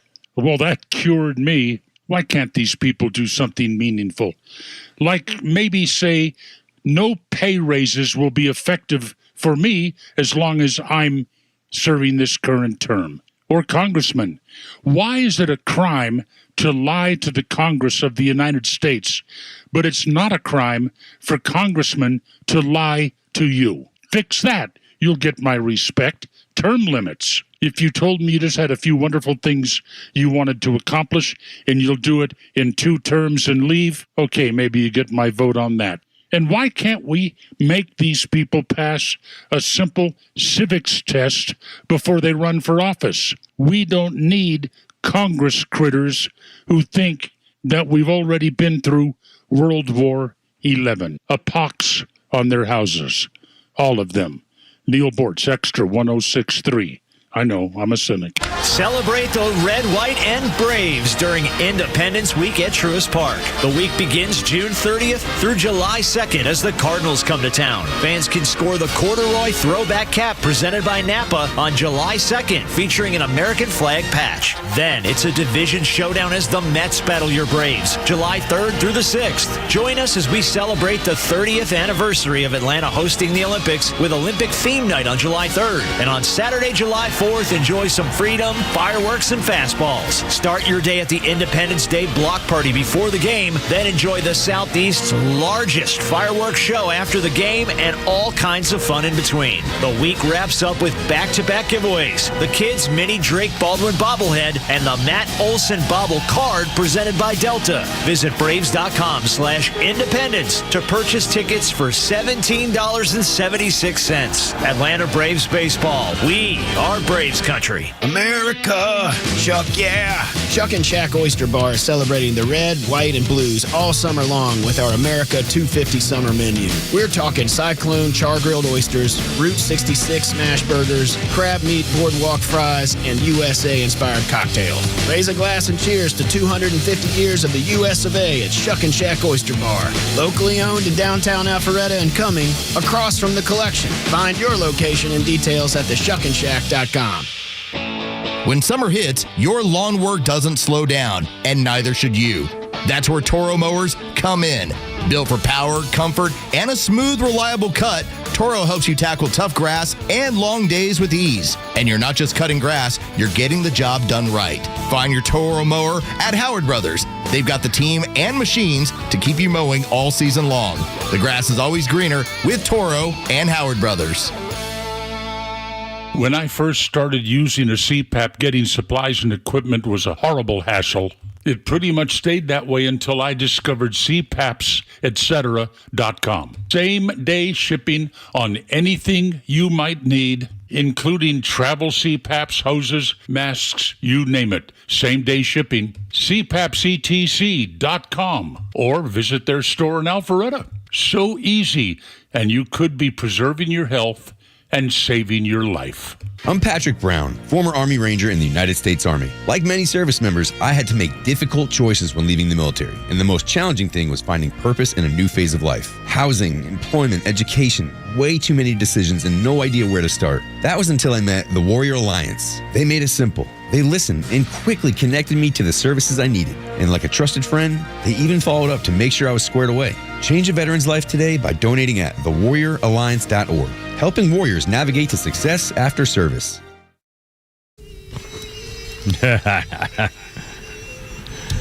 That is Hank Medris. Boom, boom, away. 19 nothing. Wim away. 2007, singer and record producer Hank Medris passed away. Had lung cancer. He was 68 years old. He was a guy you're hearing now on the Tokens. 1961, The Lion Sleeps Tonight. He was also in the vocal quartet called the Link Tones with Neil Sedaka. And Hank Medris produced the hit single He's So Fine for the Chiffons, and he produced Tony Orlando's Knock 3 Times. Hank Medris passed away at age of 68. And Whim Away, what a monster hit song that was. As I recall, I was a freshman in high school. Let's see. Birthday list includes Isabella Rossellini. Isabella Rossellini, 74. Isabella Rossellini is the daughter of Roberto Rossellini, a famous Italian producer and a movie guy. And also, she's the daughter of Ingrid Bergman. Isabella Rossellini, 74. She was famous for the movie Blue Velvet, but she was also did a lot of guest shot appearances on American TV, including 30 Rock and Friends. Isabella Rossellini, 74 years old today. And let's see. On this day in history, I'll try to keep this short. It's kind of a long story. In 1798, we're going to be getting an opinion sometime pretty soon from the United States Supreme Court about citizen residency of people, of illegals who come in here and have a baby, whether that person is considered an American citizen. They've already... it was supposed to come out early June. They've got till the end of the month. I mean, you have to do it in the next few days. And the Supreme Court did make a unanimous decision today about the right to have a gun, whether or not you smoke weed. Basically, there are a couple of exceptional type things, but in fact, and by the way, for the record, and I'll bet most people have not heard it defined this way. The important thing to remember about the Second Amendment is that the Second Amendment does not say that you have a right to a gun. The Second Amendment says the government does not have the right to take it away from you. Of course you have the right to have a gun. Everybody has the right to have a gun. The government cannot just take it away because they feel like it. What a difference if you look at it that way. Guess what we're doing after the bottom of the hour? What's that? We're going to play a new game. We got a game at the bottom. Oh, my gosh. It's called Are You Smarter Than a College Student? Hey, Matthew. Is he going to be available for this? Yes, he will. Yeah, we'll make sure he's available. Yeah, we'll chase him away. He'll be gone by tomorrow. It's over. He'll have a letter of transfer. What are you going to do to marketing? Anyway, let's see. The first edition of the passage of the first of the Alien and Sedition Acts was done on this day in 1798. We just talked about the early parts of the 1800s. John Adams was president. He oversaw the passage of the Naturalization Act. There were 4 pieces of legislation called the Alien Sedition Acts of 1798. Opposition to the act succeeded in undermining John Adams's administration, and it helped win the presidency a couple of years later in 1800 for Thomas Jefferson. The Naturalization Act raised the requirements for applying for American citizenship. You had to live here for 14 years before you could even apply. Jefferson felt it was unconstitutional, smacked of despotism. George Washington supported it. There was a whole big fight. The Sedition Act was the most distressing, launching the First Amendment advocates. The treasonable activity was vaguely defined at the discretion of the president and would be punished by fines and imprisonment. For violating the acts of primarily the administration for newspaper broadside publishers. Abigail Adams urged her husband to pass the Sedition Act, calling it criminal and vile by his opponents. It was the most distressing for the First Amendment, and Jefferson took control of Congress and the presidency in 1800 and changed it all. Anyway, this was an issue a long time ago, and again, the Supreme Court is going to rule this month on whether illegals who come into this country and drop a baby on American soil have a baby who's an American citizen. Because the act was originally made to help slaves become citizens who were living here with their families as slaves. And it had nothing to do with sneaking in here deliberately. And again, I wonder whether the court's going to talk about the issue of the fact that there are hundreds and hundreds of companies, especially from places like China, who have people sign up as pregnant women to come to America in time to have their babies on American soil, and then go home. They're not even staying here. But when they go back to China working for the Chinese government in 20 years, they're American citizens forever. So anyway, well, that's what the court's going to argue. And again, the Supreme Court today ruled unanimously that the Second Amendment apply. You can keep your gun whether or not you smoke weed on the weekends or something, too, which is kind of bizarre. And by the way, speaking of the Sedition Act, how about this? You know, the ringleader of that business of the drone attack that was planned, the UFC event over the weekend at the White House, the ringleader's an immigrant illegally here from Mexico.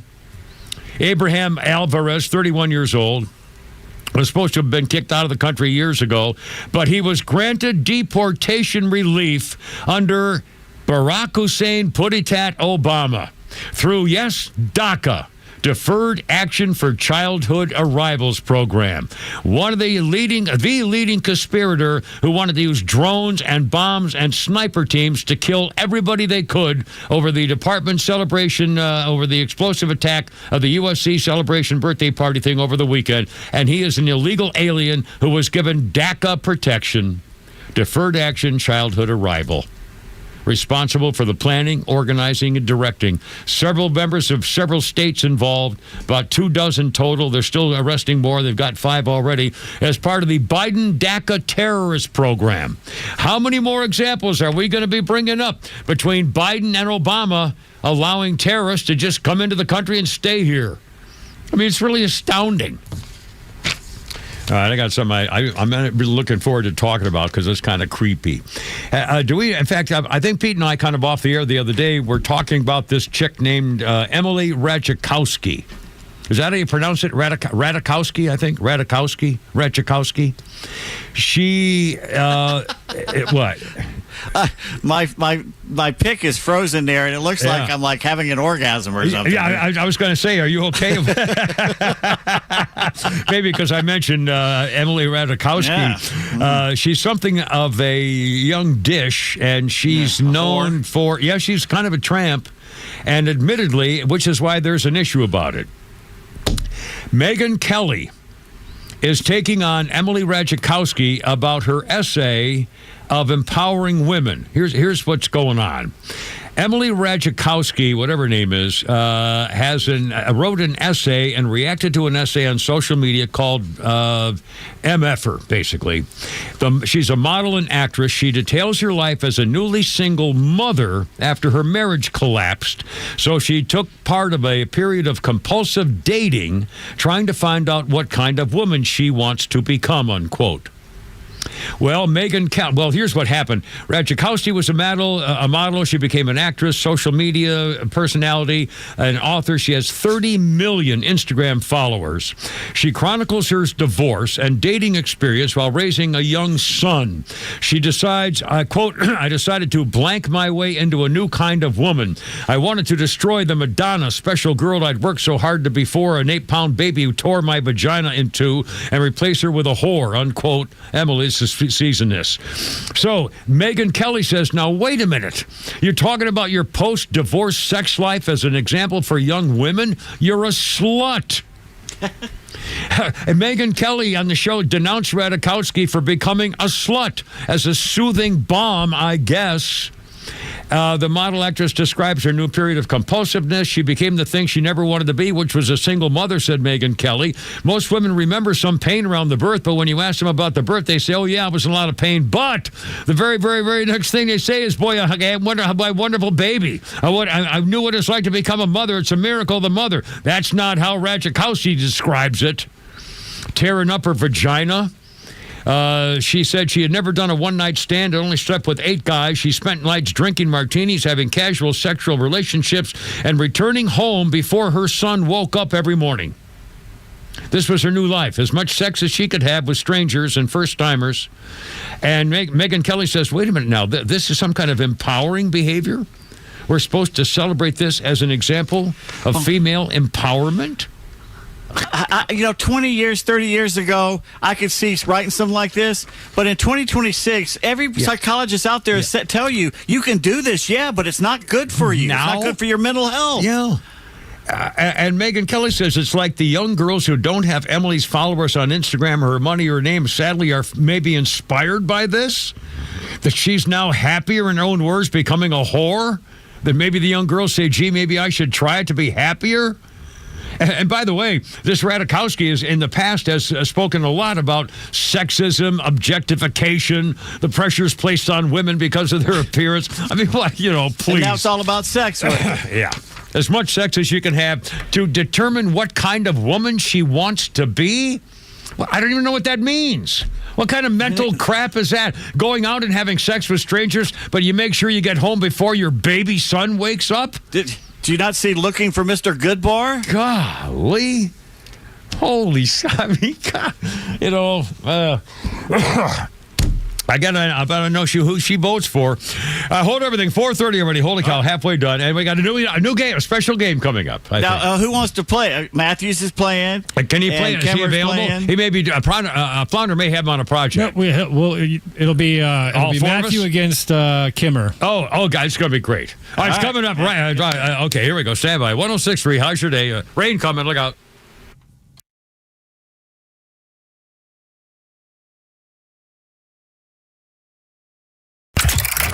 You can stream Atlanta's only conservative news and talk station while you work at extra1063.com. Get the latest from the Morning Extra, The Kimmer Show, and Neil Boortz, and stay connected at the office. That's xtra1063.com.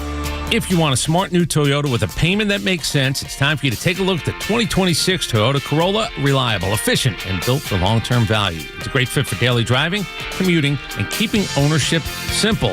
At Marietta Toyota, every new Toyota includes our nationwide lifetime powertrain warranty. That's unlimited time and unlimited mileage for as long as you own it. And we're voted Best of Comp for 2026, Best New Car Dealership, and Best Service Center. It's the thing that Jared and his people pride themselves on, giving you the best deal and the best service. A well-qualified buyer, 6.49% APR for 72 months is available on the new 2026 Corolla through June 30th. Visit us on Cobb Parkway South, just north of Truist Stadium.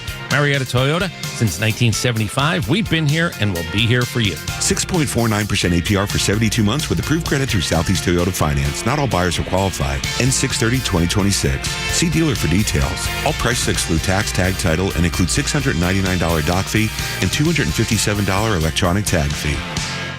Well, I don't know if we're going to get that stormy, horrible stuff coming in, but if they call for floods, I hope you don't have all your medical records and bank stuff in a cardboard box in the basement. Yes, it's true. Atlanta Safe House has the answer for stuff like that. Man, I found out the hard way when I was down in Florida. Didn't have a safe. Boom, bam, wow. Anyway, and it cost me, but, I was stupid, so I'm not quite as stupid anymore. Atlanta Safe House can help take care of your stuff, that's for sure. They have 500 of them, brand new location, Union Hill Road in Alpharetta. 500 of them right there, and all the top brands. My first was a Browning. You got Browning and Fort Knox. And by the way, with so many safes and all the top brands, there are sales and rebates and specials all the time. I mean, they're famous for it. So you're going to save money no matter what. And probably don't even know what you're looking for. But check them out on the web, atlantasafehouse.com, and you'll see pistol safes, gun safes, bows and arrows, jewelry drawers, vault safes. They can build you a family storm shelter. And they protect your rights. These folks up there are real American Patriots. Nobody's getting your master reset code. They really take care of business, and they take care of your stuff. Medical records and financial things and marriage, divorce stuff and real estate, all that stuff. AtlantaSafeHouse.com. The right partner makes all the difference. For more than 185 years, we've forged personal relationships with our customers and communities, funding economic development and rallying around the causes that are important to our neighbors. With the technology, products, and expertise you'd expect from a big bank and the local decision-making and commitment to community from your neighborhood bank, United Bank Shares is your trusted financial partner for life. Learn more at bankwithunited.com. United Bank Shares, member FDIC. I know there are plenty of HVAC companies out there, but here's why Central Heating and Air Conditioning stands out. These days, it's hard to tell who's on first. Companies are changing hands, showing up with new names. You may not even realize it's not the same team anymore. But Central, they've never left the field. They've been your hometown team since 1947, and that kind of consistency matters, especially when you're trusting someone with your home. Central's team knows HVAC inside and out, delivering dependable service, personalized solutions, and showing up when it counts. No surprises, no switching jerseys, just the same trusted team Atlanta has relied on for generations. When it comes to HVAC, that's a grand slam. Carrier products, carrier warranty, and carrier peace of mind. Call 770-GET-HEAT or visit centralheat.com. That's 770-GET-HEAT or go to centralheat.com. Central Heating and Air Conditioning, delivering carrier comfort for the world we share. We're smart, we care. We're Central Heating and Air. Your yard, it stresses you out. Between the watering, the seeding, the weeding, and mowing. And no matter what you do, you're never satisfied. Have you thought about artificial turf? It's low maintenance, it's pet friendly, and it looks amazing all year round. Those in the know use ATL Turf Go. ATL Turf Go is Atlanta's top choice for artificial grass installation. Let them build you a backyard of your dreams with a custom golf or putting green, outdoor kitchen or pool deck. They even specialize in custom concrete and stonework.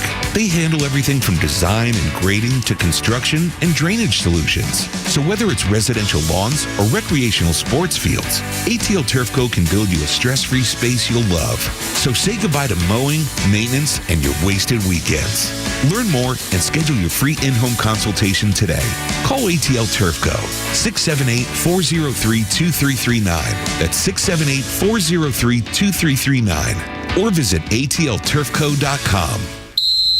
Well, now you see, normal radio stations don't have a whole segment where they interrupt everything just to criticize the guys with the thing there. We got, Matthew's not used to this kind of attitude from a co-worker. All right, go ahead. What do you got? Of the 12 stories that you badgered the flounder with this I went easy on him. There were a lot more at 5:30 in the morning, I promise you. You have done 5 of them. Well, it's 33 and a third almost, probably. So you have not done the one that I want to hear, the UFOs in China and Russia. I got it right here. Here it is right now. Got it right here. Right. Newly released files, trench number 3. Mm-hmm. And I'm telling you, in fact, I made a joke about Neil deGrasse Tyson where Bell on B said the UFOs came here and said, they listen to this guy, Phil, there's nothing here worth in studying. But he was, his latest thing, he just made a public comment saying that he believes that if they have a human or a non-human alien guy, just bring them out. People are going to accept it. He says, just let us know and we'll be okay. We know it. His expiration date ended about 5 years ago. The problem is, I used to watch him years and years ago, and I thought, boy, this is really fascinating. He was smart, and I thought, I didn't know this stuff about the, things in space. It was really great. And then all of a sudden, I didn't realize he was kind of a freaking nutcase. He hates conservatives, he hates MAGA, and he laughs at people that believe in God. Yeah. So. Yeah, that was pretty disappointing. When I found out about what he was like, it was very disappointing because I used to love his stuff back. People like PBS types with the guy, Billions and Billions, the guy who died. What's that little guy's name? Carl Sagan. Carl Sagan, too. He used to love that stuff. Anyway. I should have put that on the trivia contest. And by the way, we got a game coming up here in a second. Now, first of all, speaking of that, first let me do a birthday. I got a birthday. You know what? I always had the hots for this little chunky little type. Carol Kane. Carol Kane, the actress, is 74.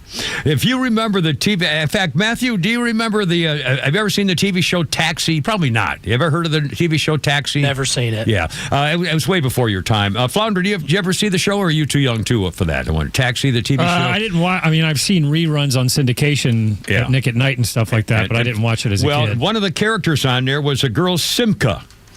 The foreign-speaking thing with that guy who was a wrestler and Lotke or whatever. Andy Kaufman, yeah. Well, anyway, Carol Kane played Simca, but she also had a great role in Annie Hall and The Princess Bride. And Carol Kane is 74 years old today. Remember, she was the one who had the clipboard with the Woody Allen before he went on. She was also in Gotham a few years ago about Batman on CBS. That's right. On Fox. Yeah. She played the Penguin's mother, and she was one of the few entertaining parts about Princess Bride, which is the most overrated movie of all time. Yeah, I don't. In fact, I think I saw part of it and stopped watching it because I didn't really like it. No, it's stupid. Yeah, it seemed a little. That'll get you in a fight in a bar, though. If you say that, especially with women, they just go nuts. Really? When you For say the Princess Bride sucked. Why is that? It's like saying the English Patient was a bad movie. How could you dare? No. No one will argue with that. Nobody. The English Patient. Good God! Wasn't it all just about a guy in a coma? No, sorry. All right. If we're gonna play this game, let's do it. Let's do it. It's time to play. Hey, Johnny Olson, who's the next contestant with Holy Crap, Pete Davis has a game? That'd be Matthew and the Kimmer. And the title, Are You Smarter Than a College Student? Oh, God. Well, congratulations, Matthew. You've won your first contest. Scott points out Carol Kane was in Scrooged, too. She was very good in Scrooged. Oh, I'd totally forgotten. Bill that. Murray. And total love that. Yeah. All right, this is University of Georgia up against Arizona State High School and Michigan State. I don't think it's a high school. Yeah. You literally were avoiding Comanches when you walked to school every day. That's how long ago it was. I don't think Arizona was a state yet. I did 4 years of college it was and Arizona 2 years. College. I got an A in the top 10% of my class, mister. It wasn't even Arizona State. It wasn't a state at the time. Oh, my God. I'm kidding. All right, Matthew, you ready? Yeah, let's do it. All right, go. All right. Matthew gets first chance, and then Kimmer can try and answer. All right. The Bill Clinton Presidential Library is located in which city?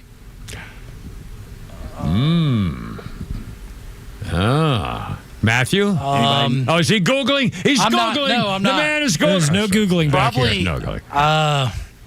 Fayetteville, Arkansas. That would be incorrect, sir. Kimmer, can you catch the question? Little Rock. Little Rock, Arkansas. Kimmer jumps out ahead. All right. I can't believe it. It's the only town I can remember in Arkansas. I like he knew Fayetteville. That's where I think that's the University Razorbacks of Arkansas. are. Yeah, that was my guess there. So that's close. Which is the only U.S. state whose flag includes the Union Jack in its design? Oh, I used to know this. I have it. I'm showing it to you right here. Yes, you are. Matthew, you want to go here? What state flag has the Union Jack in it? Washington? State of Washington? No, not Washington. Close, though. Close. I forgot, but I think it's either New Hampshire or Maine. I'll say Maine. You couldn't be farther from the truth. It's Hawaii. Hawaii, that's right. I forgot. Well, we both screwed up. All right. Yeah, you knew it. Okay. That's right. The Kennedy Space Center is located in which state? Aha! This is kind of a trick question. Matthew? Oh, Maryland. Nope, not Maryland. Kimmer? Well, now, it's either Texas or Florida. I think the Space Center is in Florida. You are correct. Kimmer takes a 2-0 lead here. Matthew, come on. Getting smoked. You got to pick it up. Washington, it's all guessing, D.C. Matthew. I was close on that first one. I got the other town in Arkansas, but Washington, D.C. borders which 2 states, Matthew? Oh, Maryland and Virginia. Very good. Yeah, he's on the board. There you Matthew's go. on the board. Outstanding. All right, Matthew. What is the capital of New Hampshire? Oh, wow. Oh, no. And Kimmer's from up there. Oh, God. I've not even a guess. No idea. Kimmer, what you got? I know it's like Durham or something, and I know that's not it. Durham? Yeah, I know. No, it's Concord. Concord. Concord. I had to memorize the state capitals in like 5th grade, Yeah, so it's been a while. On Yeah, well, those, my 5th grade's a lot longer ago than yours, mister. Yeah. But you were raised right next to it, I for know. God's It's sake. not my fault. All right. You could have walked there. I know everything. Did Christopher Columbus land in what would later become the United States, Matthew? Yes. No. West Indies. No. Yeah. He did not. Yeah. No, he did not. What is the oldest European-founded city in the United States, Matthew? Jamestown? Nope, not Jamestown. Boy, good guess. though. I'm going to say St. Augustine or something like that. Very good. St. Is Augustine. that right? Oh, my God. That's another the guess. French and the Spanish, Yeah. alternately. That's right. 3-1. Massachusetts. Yeah. The Massachusetts colony's governor ordered an end to the Salem witch trials after who was accused of witchcraft, Matthew? Oh, wow. Not sure. I'll bet after he was. After he was, or his wife or something. No, after his wife was yeah. accused of it. All right, okay, right now we've got 2 questions left. Kimmer's in the lead, 3-1. Yeah. All right. Matthew, with the proclamation line of 1763, what natural barrier did the British forbid colonists from settling west of? The Mississippi River? No, not the Mississippi. Oh, well, then I would say, let's say the Continental Divide. No. Where is the mountains of Macon? Oh, the Appalachian Mountains?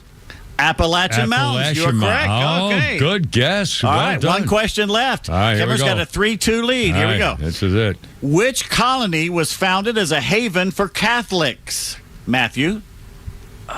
Pennsylvania? No, that was Quakers. How about you, Kimmer? Wow, good question. How about Rhode Island? Not Rhode Island. Matthew, you already mentioned this state once. Is it Maryland? Maryland. Maryland. well. And we have a tie. Well, we got 2 choices. I got 2 tries. Dirty rotten cheating on college kids. All right. Your tiebreaker question. Are you right? You ready? Yeah. Tiebreaker question. I'll give you And whoever yells it out first. Yeah. What state was named after Queen Elizabeth I? Virginia. Kimmer wins. Kimmer wins. It's the only girl's name I can think of. We should have done rock, paper, scissors as the tiebreaker. Oh, mercy. Anyway, well, that's kind of fun. Matthew joining us. Aaron Chick will be a senior at University of Georgia this year, and he's here getting into the sports business eventually, and he's our intern for a while, and we're having a little fun with him, too. Kimmer, Pete, Flounder, and Matthew up till 6 o'clock. Braves postponed for the whole game, Pete, or just till later? The game is today. August 31st. Oh, my. Okay, doke. All right, well, anyway, Holy Crap of Sports coming up, and we've got Flounder's Funnies and tweets and all that kind of stuff. All right, look out.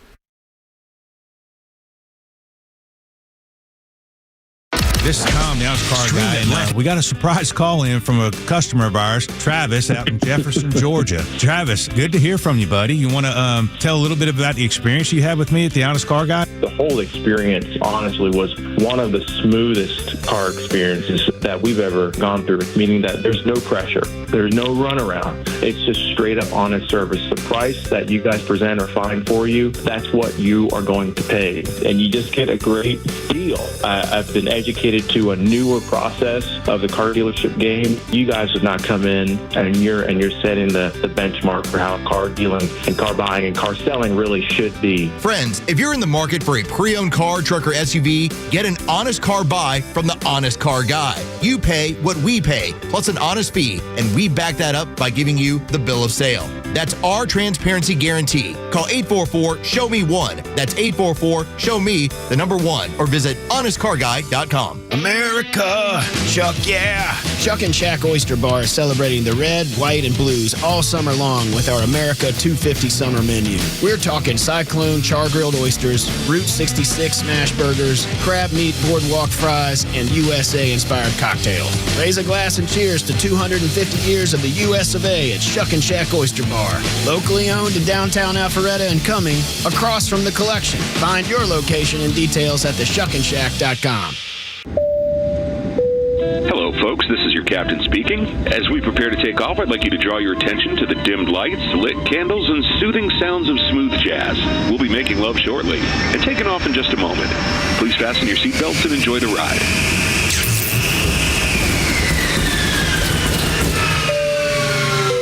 And this is your captain speaking again. As you can see, we're experiencing engine failure. Looks like we're not going to get this bird off the ground tonight.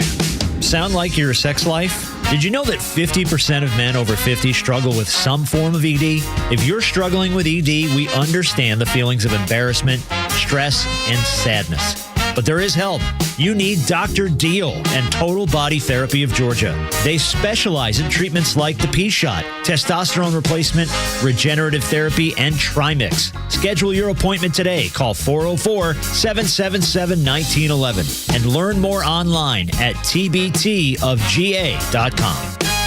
You know what you get back when you call the Trusted Toolbox? You get your time back, you get your family back, and you get your house back. No more spending weekends fixing loose doors, drywall cracks, or that list that never ends. With our handyman for a day, one skilled professional shows up, knocks out multiple repairs in one visit. Everything from drywall to ceiling fans changed out, painting, trim work, and so much more. Stop working on your house every weekend. Call the Trusted Toolbox, get your time back, and get it done right the first time. Book your appointment today at thetrustedtoolbox.com. I can't believe it's been 4 years since the overturn of Roe, but tragically, abortions have continued to rise. Today, the abortion pill accounts for more than 60% of all abortions. Last year alone, over 1.1 million babies lost their lives. And that is why the work of preborn network clinics is more urgent than ever before. Every day, moms are facing unplanned pregnancies, and they walk through preborn's doors. They search for hope. Instead of pressure and fear, they're met with love and kindness and compassion. And through a free ultrasound, moms meet their babies for the very first time.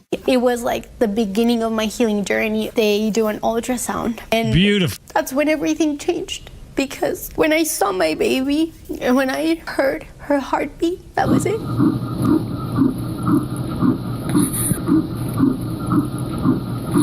Just $28 sponsors one ultrasound. $140 will help rescue 5 babies. Donate, dial pound 250, say the keyword baby. That's pound 250 baby. Or visit preborn.com/Beck. Preborn.com/Beck. Sponsored by Preborn. Hank Williams Jr. Live Saturday, June 27th, Ameris Bank Amphitheater with special guest Sammy Kershaw. Get tickets now at livenation.com. In fact, I play Sammy Kershaw every single day on the way to work and every single day on the way home. At one point, I'll bet you, of his She Don't Know She's Beautiful. I love that song. Anyway, let's see. Kevin Page and Flounder and Matthew. And this is the Sex Pistols and Johnny Rotten. 1977, Johnny Rotten and Paul Cook of the Sex Pistols were stabbed and beaten when they were attacked in a car park outside of a London pub. 1977, the attackers objected to the Pistols' anti-monarchist song, God Save the Queen. The next day, members of the Pistols were beaten by a gang armed with iron pipes. Jeez. Well, they kind of picked on the Queen there in the song, I guess, but wow, still, stabbing and pipe attacking. It's not a good thing. Let's see, our birthday list. Our birthday list includes Jacob Anderson. I didn't know who this was, but I looked him up, and I'm glad I did because Jacob Anderson is 36. Jacob Anderson, if you watched Game of Thrones, you'll recall Jacob Anderson. He was the Grey Worm. He was the guy, the leader of all those thousands of soldiers who were all snapped into one thing. And I forgot, were they celibate or eunuchs? Or we don't have a mic there, Flounder. I think Pete's missing anything. I'm sorry, Pete. You're mad. What was new about the guy, the Grey Worm, and all those soldiers he ran? They were castrated. Yeah, that's right. Yeah, the eunuchs are castrated or something. That's what it was. And his name is Jacob Anderson, 36 years old. Grey Worm was the character of Game of Thrones. Anyway. Guess who's leading the U.S. Open right now? Well, I would have to bet Scotty Scheffler, but I'll bet that's not true because he's not. I don't know. Ryder Cowan. I don't know who that is. He's an amateur. I know that name now. I saw. Oh, my gosh. Oh, in fact, you know what? Can I do a quick sports tease thing here? In fact, there's two amateurs in the top 20. There's a new young amateur kid who's tearing it up on the PGA Tour. He's like 20 or 19 or something. I think he's a teenager even. In fact, I DVR'd the coverage of the U.S. Open because I was a big fan of it. It goes on from 6:30 in the morning till 5 in the afternoon. I mean, that's how long the TV coverage is. That's how much I'm recording on just the U.S. Open coverage here today, every day, 4 days, the thing. But I'll tell you, I started watching part of it this morning early while I'm working at home, and it was the worst camera work I've ever seen. They would show a shot, a guy teeing off, and they'd show the shot of the air landing on the green, and then they get a close-up of the ball where he hit it too hard and it started rolling off the back of the green and kept rolling and rolling and rolling and rolling. But you couldn't tell how far it was rolling because it was a close-up of the ball. They never pulled out to show how far he had hit it away from the green. I mean, it was totally, you couldn't, it made no sense. They didn't even show how far the holes are and what club they're hitting. I'm very, USA is covering it the first 2 days, and they suck. I mean, it just sucks. I'm sorry, but I'm going to watch it. Are you saying that the USA sucks? Is that what you just said? I don't think we can take the Kimmer's words out of context, sir. And now your history note. That's what I heard. No. Our history note today, 1983. Sally Ride aboard the Space Shuttle Challenger is the first American woman in space. Sally Ride was also the youngest American astronaut ever to travel into space, having done so when she was only 32. Sally Ride was the third woman in space overall, after Russian cosmonauts Valentina Popakov and Svetlana Skankalatov. They were the first two. I might have Is that Olga Kachikakov's cousin? Yeah, I think they were in the same family. Sally was one of 3,000 applicants applying for the role 5 years earlier. But in 1983, she was the one up there. And Sally Ride had an adventure operating the shuttle's robot arm, a feature that she helped create back on Earth. So there you go. And by the way, the Challenger explosion tragedy happened 3 years later in 1986, by the way. But the Sally Ride came down just fine. All right, hold on. Kimmer, P. Flounder, and Matthews back there. 404-741-1230, 741-1230. And speaking of space, newly released files, UFO stuff. Apparently, China and Russia have retrieved downed unidentified flying object, which are now called UAPs, unidentified aerial phenomenon, which is, okay, UAPs. And experts claim that they have these unidentified things. They have captured them and tried to reverse engineer these things. The third tranche of UFO files made public. The foreign adversaries appear to be engaged in the same research we are. China and Russia have retrieved their own objects from space and may have tried, apparently, to reverse engineer them. It's a global phenomenon to see which country or which people can reverse engineer the stuff the first time. They've retrieved down UAPs and are checking the research. Also, this is more than once now, they mentioned the nation of Zimbabwe in Africa. A UFO was spotted in 2008, among other things, and Zimbabwe was put on high alert because a UFO was spotted right over that country's main airport. They described a craft as hovering at an undetermined altitude. At one point, beams were observed emanating from the UFO over the Zimbabwe airport.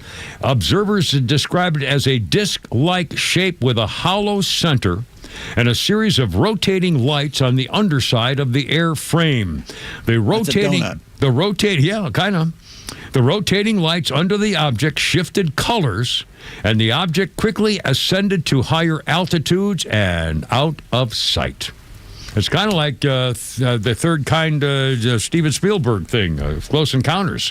Lights and stuff. Would you be surprised if Elon Musk one day just said, okay, it's me? Sorry. I would not be surprised at all. I'm seriously, I would not be surprised at all. I mean, but first, the flounder's funny. I found a longer one. Oh, excellent. Well, That's here we what go. And we're driving to a Mexican restaurant. It's a true story. A Mexican restaurant after church, and my mother announces in the car that she will be ordering in Spanish. And I said, do not do that, okay? That's a terrible. Why not, John? I want to be immersive in the culture. I was like, well, we're at Chewy's, so these are white high school dropouts. Okay, these kids don't speak English or Spanish. Okay, yo quiero. I go, no, mother, no. There's no needs to be coming out of your mouth. It's a cultural experience. We're in between a Cycle Bar and a Panera, okay? There's no... I want to do it, John. Why can I do it? And this is what I told her. I go, okay, Mom. She's like, why can't I order in Spanish? I go, what other ethnic restaurant would that be acceptable for you to do? Here we go, Duluth. All right, yeah. See? Y'all got nervous. I know. Y'all got nervous. Oh, no. Yeah, that's how y'all are, and that's what makes y'all great. No, I said, what other ethnic restaurant would that be appropriate to do? You wouldn't walk into a Chinese restaurant. Oh, I have the wonton soup. No, I'm agreeing with you. You wouldn't. Oh, I have an egg roll. You would not. And you would never do that. Listen, before you get all offended, white people, okay? How mad would you be if you were sitting at a Cracker Barrel? Some Latino guy sat next to you and go, I reckon I get some biscuits and a sweet tea. John Christ right there. John Christ. He's a very, very funny guy. Kim Repeat Flounder, 4, and Matthew in the back. 404-741-1230. God, I was just thinking about a great ethnic thing, and it just slipped my mind as soon as the bid ended. Crap, I had a great... I'll think of it. It's probably what's going to keep us on the air. It'll come to me later, yeah, instead of getting taken off immediately. You forgetting it. Yeah, thank God for little favors. Anyway, Braves game has been postponed. The storm's coming. I don't know about tomorrow. I think it's probably a lesser chance. Apparently that storm in the Gulf has no longer become a big monster storm. It's just rain's coming this way, so especially in the Gulf area. Anyway, it's almost 5 o'clock. We still have some tweets to get to and more Flounders funnies and holy crap at sports and a lot of sports activity. I tried to watch both the Braves and the Dogs, and guess what? Well, I'm stopped watching. Anyway, here we go. Look out.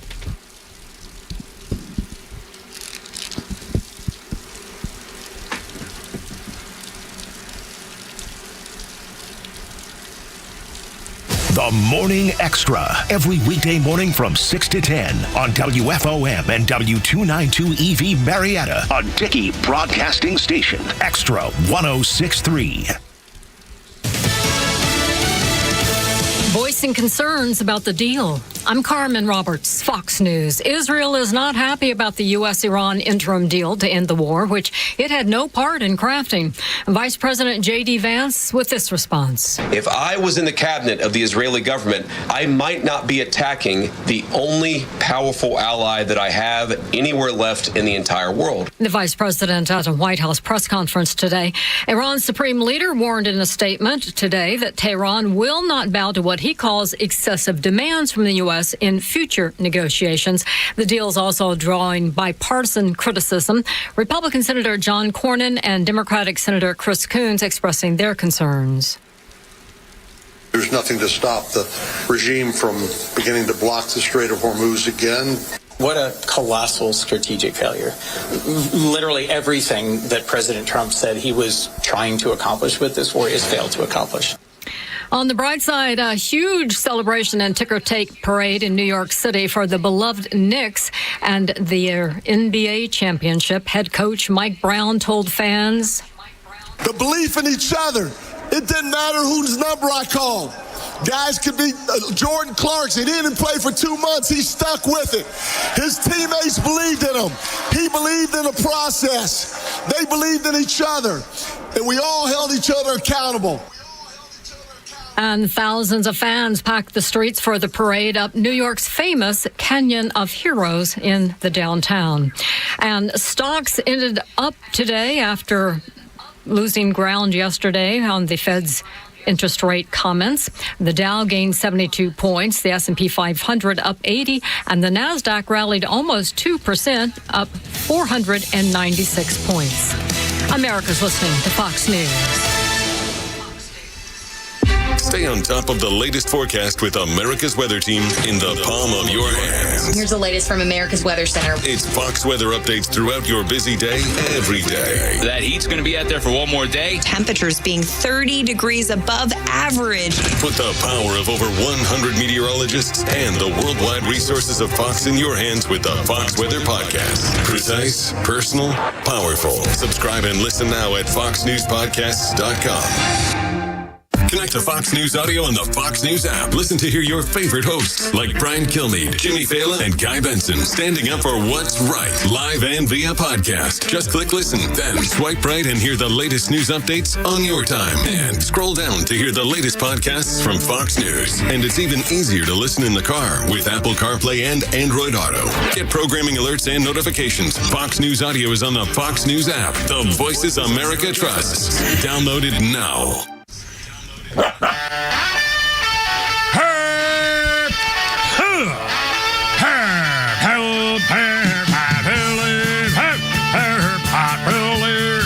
Let's get it together, ladies. Left shoulder, ride a bike, ready on your dog target.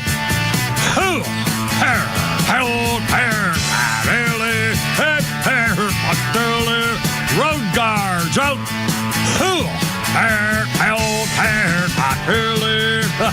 Ready on your dog target. Look out. Poor Matthew's trying to figure out what the hell happened to me. I mean, this man having a stroke?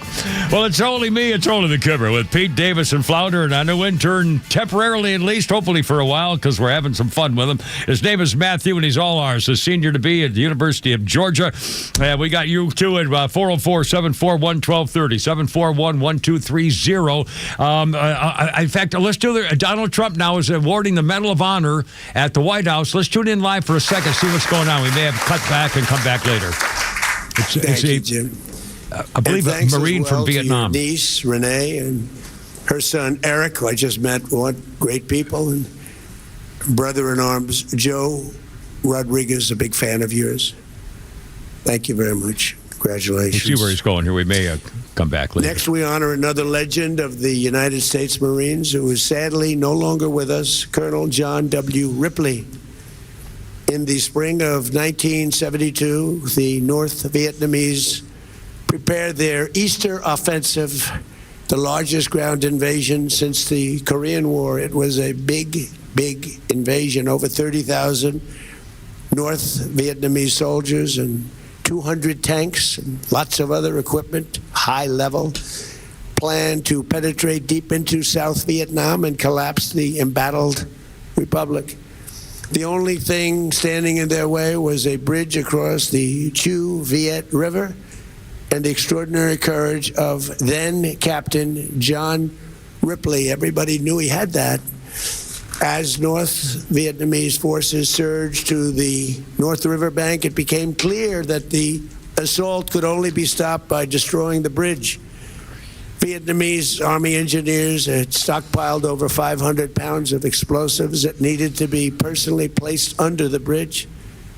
As the only soldier with sufficient demolition experience, John reached for the first load of explosives. Everyone said, "Don't do it, John, don't do it."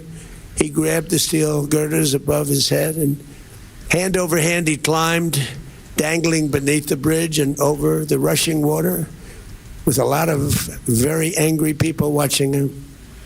Completely exposed to withering enemy gunfire, John completed not one, not two, but 5 such trips. He's a strong guy, a very strong guy. At one point, John remembers a tank round blasting into the bridge and knocking him temporarily unconscious. For 5 straight hours, he hauled explosives, placed charges, and ran a primer cord to each one of them. He later recalled reciting a simple prayer, "Jesus, Mary, get me there, just get me there."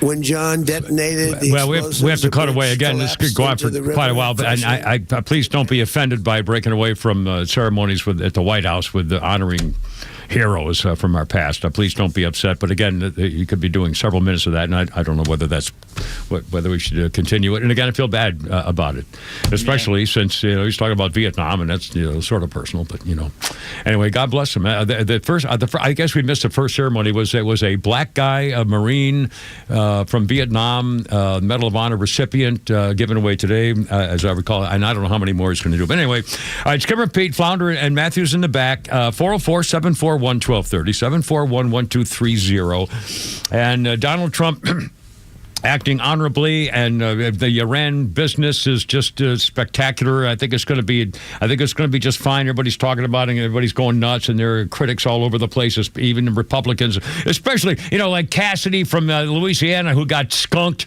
in the re-election thanks to Donald Trump, so he's all ticked off. And Cronin from Texas, he got skunked because of Donald Trump, so he's all ticked off. So go screw yourselves, every one of you. You freaking just bad people. They just spoil sport, bad people. And now Putty-Tat, and again, Putty-Tat was all, Barack Hussein Putty-Tat was all over the TV doing laudable things about how wonderful his administration was and how much better his Iran plan was than Donald Trump's, which is a complete crock and nothing but gaslighting. And now the White House is taking a look at him ahead of tomorrow's grand opening of the Barack Hussein Putty-Tat Presidential Center. And the White House says our President Trump continues implementing long overdue necessary renovations to beautify Washington and our treasured monuments approaching our birthday. A stark contrast to the errantly run Obama administration, which overspent and underdelivered. The presidential Obama Center opening tomorrow has a decade of planning and construction, rising costs. They raised $1 million in funds to get it, but it's going to cost almost $1 billion. Construction delays, public infrastructure spending, and now half of the freaking subcontractors are getting screwed. All these black companies were hired specially aren't getting paid. They're losing millions of dollars. Dedication ceremony today, including Justin Trudeau, Oprah, Nancy Pelosi, Carmela Sidepiece, Steven Spielberg, George W. Bush is a big part of the thing here, along with Clinton, and they're rolling out Biden. Boy, I can't wait to see the video of that if he shows up there tomorrow for the opening ceremony. Holy smoke. In fact, the Babylon Bee had a very funny line. They said, for some reason, a very confused Biden walked into the G7 meeting by mistake or something. He still thinks he's president. Good Lord. Anyway. And by the way, Donald Trump says all you people who are complaining about the deal before it's even made officially public, he said they're fools. Who think I haven't been tough enough on Iran when the stock market just hit a record high, oil prices tumbling down, they're jealous bad people or stupid. And the headline said Donald Trump has a 2-word response to them. I figured it was eat me, but again, it's a little different. He said oil is flowing, stock market's roaring, jobs at records, prices are dropping, our country is safe and respected like never before. The 2 words are, you're welcome. And think about it. The man, no matter what, he destroyed their military. He destroyed their ability to fight other countries, basically, at least en masse, with 300,000 or 500,000 of his armed troops. The Air Force is gone. The Navy's gone. The missile sites are gone. They still have some rockets somewhere, but they're not any good if you can't fire them off. He's also destroyed their nuclear plan and destroyed their nuclear facility and is going to be capturing all the uranium. So, I mean, that alone is an unbelievable achievement. Plus, he's worked out a deal with the other Gulf states where they're going to start being a little more friendly.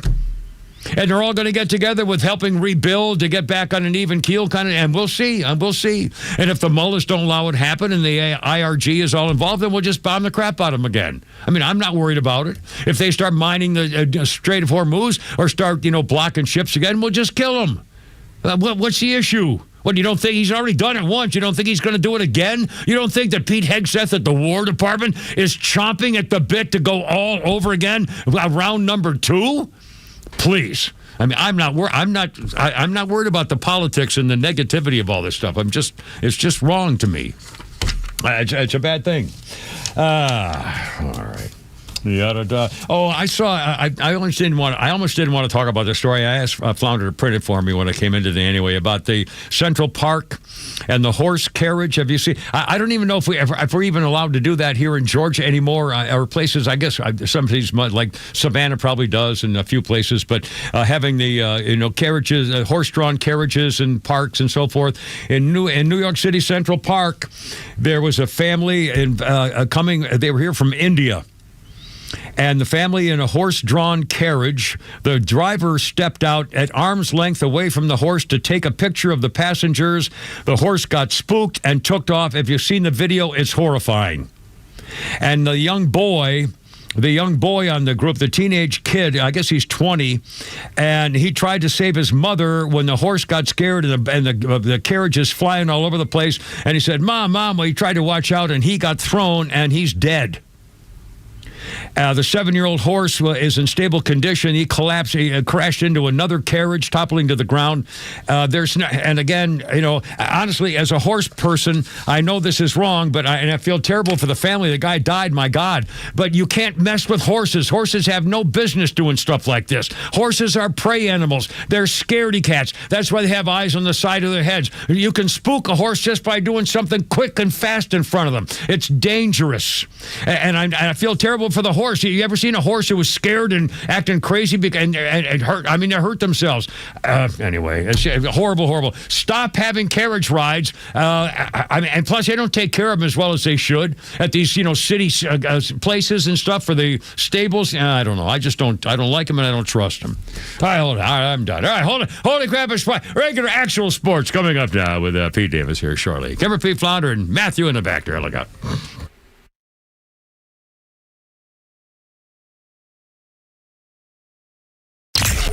Extra 106.3 is focused on the issues that matter most to you. Inflation, housing costs, healthcare, and taxes all shape the political landscape nationally and in Atlanta. And President Trump continues to fight the good fight so you'll have the chance to live the American dream. Proud to be the conservative voice of Atlanta. Extra 106.3 FM and the Extra app. The warm air, the beautiful weather, and the sounds of baseball. It's got you thinking about hitting the road.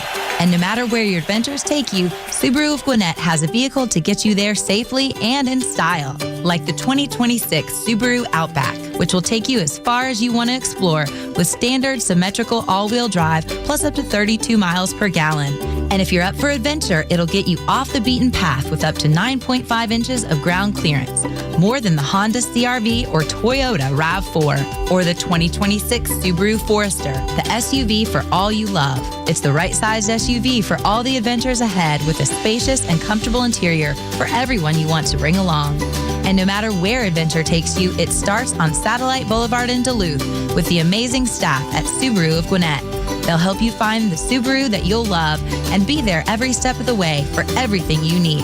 Start your shopping online at SubaruofGwinnett.com. Hey, it's Drake Baldwin. Everyone knows my winning team on the field, but when there's no hot water, I need a win at my home base. When it comes to plumbing, my winning team is Superior. Superior Plumbing is there whenever I need a leak repaired, toilet replaced, or a water heater installed. For over 40 years, they've been Atlanta's go-to plumbers. And Superior is still locally owned. For Superior, there's no job too small. For Superior, the honest one, call 770-422-PLUM. When summer hits, your lawn work doesn't slow down, and neither should you. That's where Toro mowers come in. Built for power, comfort, and a smooth, reliable cut, Toro helps you tackle tough grass and long days with ease. And you're not just cutting grass, you're getting the job done right. Find your Toro mower at Howard Brothers. They've got the team and machines to keep you mowing all season long. The grass is always greener with Toro and Howard Brothers. What a season. The boys are giving us plenty to celebrate, but if you've celebrated a little too hard after a win and ended up in jail, you need A Second Chance bail bonds. We handle bonds from the stadium to the city, and in most cases, we can have you or your loved one out in a matter of hours. A Second Chance. It's better to know us and not need us than need us and not know us. Call A Second Chance 24/7 at 404-BAIL-OUT. That's 404-BAIL-OUT or online at atlbail.com. From the FIFA World Cup to competitive business environments, Grand ambitions lead to game-changing achievements.